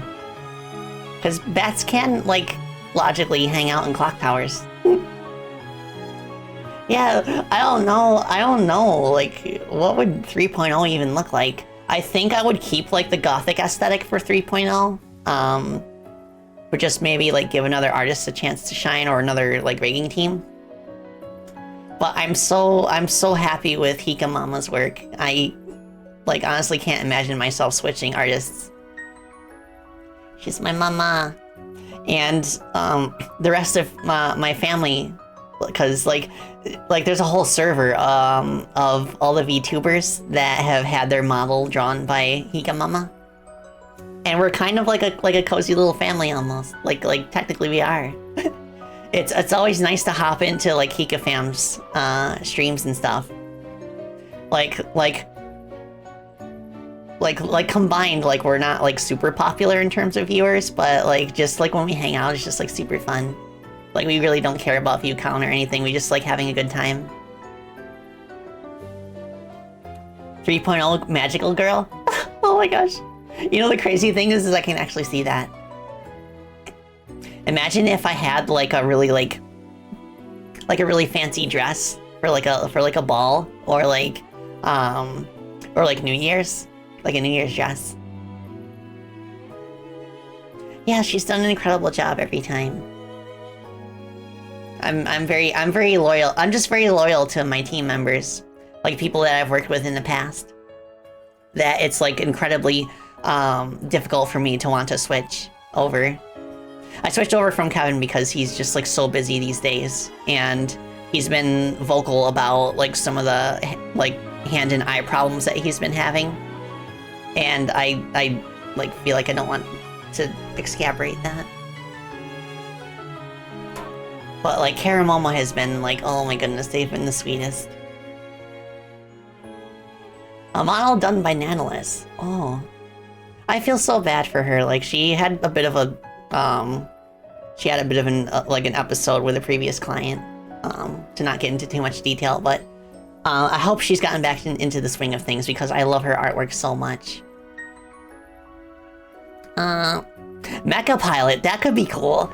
You know what else could be cool? Okay, so I need to tell you, the reason that I came up with this professor aesthetic is because I was thinking between like in terms of my next look, I couldn't decide between whether I wanted an office outfit, you know, because I make games and I wanted like a clean professional look, or a fantasy outfit because I know that Hikamama like loves making fantasy outfits and designs.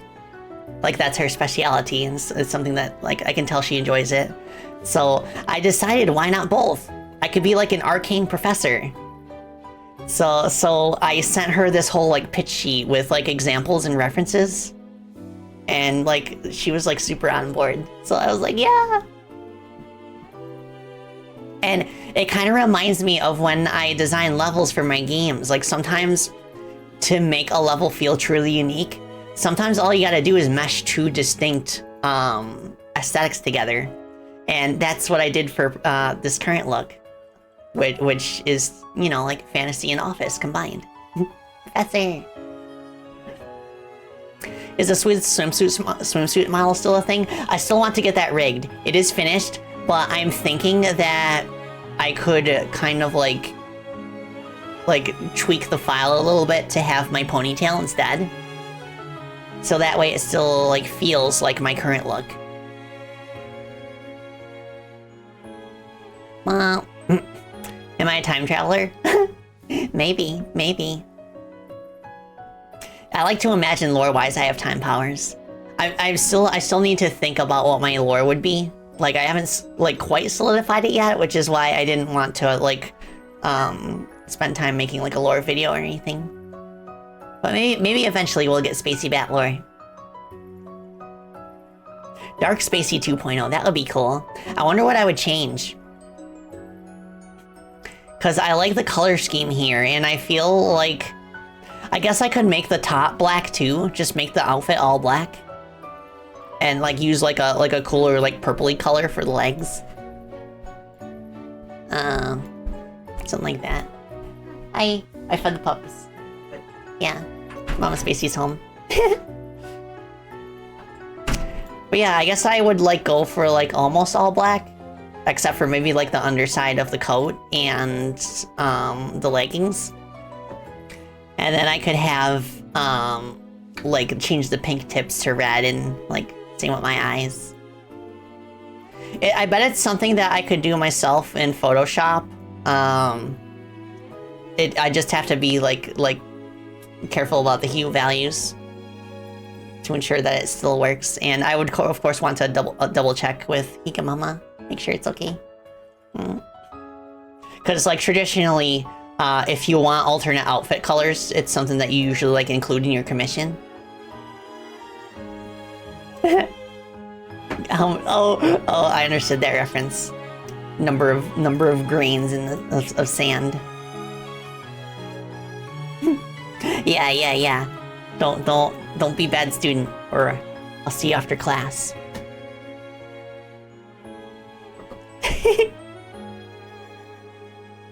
Yeah. Red and black, big goth coat. You know, I would love to commission like different outfits for the 3.0 model. It'd be really cool to have like a more dark gothic outfit for Halloween. I could also see myself commissioning an entirely different model for Halloween as well. Just like my Halloween costume would be like me transforming into like a creature. I also want to commission a bespoke chibi model. Because like of course, like with the way my model is rigged, I can't have a chibi toggle on it. So what I think I would do is I would like commission like an entirely different like model, like specifically for the chibi form, and then I would switch into it when somebody redeems it. Yeah, I'd love to have a chibi form, like specifically in this outfit. Animated icon. You could send the person that does your chippies. Oh, I appreciate that, but I do want to check with some artists I had in mind first. But I'll let you know if I need to look elsewhere. Updated animated icon. I'm not sure what exactly you mean by that. Oh my gosh, my voice is getting so hoarse. Which is funny because I'm a bat, not a horse. Oh, I remember that, D-Birch. Yeah, I'll do some research. Okay. Alright. I think I'm ready to wrap things up. So, I'll be streaming tomorrow and Thursday, and both days I'll be playing Deltarune. I've heard a lot of good things about it, especially with Chapter 3 and 4 coming out recently. People have been gushing about it, and I feel like I'm missing out on something great. Like, I've had multiple friends say that they love Undertale, but they feel Deltarune is, like, an improvement in every way. So, if Toby Fox enamored me that much with Undertale to the point where, like, it became my favorite RPG I've ever played, what would Deltarune do? So yes, Deltarune tomorrow. Ah, thank you for that. That's so nice. Oh my goodness. What the heck? I hear noise downstairs. Probably like it's probably Mama's basically doing the laundry or something. Yippee! Alright. Oh, this has been such a wonderful day. It's so good to be back. Thank you all so much for hanging out with me. So let's see if there's somebody we can raid into, shall we? Oh, it's been a while since I've raided into somebody. Ooh. Okay. Let me see.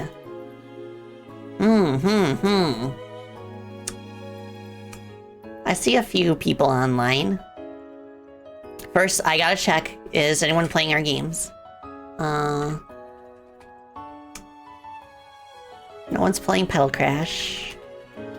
Anyone playing Freedom Planet right now? Not currently. That's fine. Let me see. Oh, fellow Purple Bat, Ezzy, is doing artwork right now. Let's raid into Ezzy, shall we? Okay. Make sure I spell it correctly. There we go. So yes, feel free to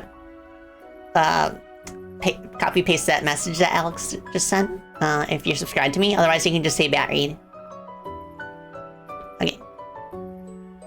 It's all good. Nice.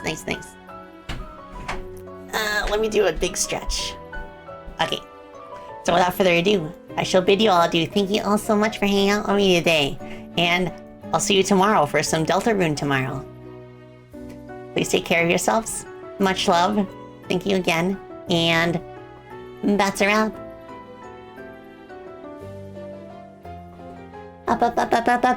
Bye. Bats.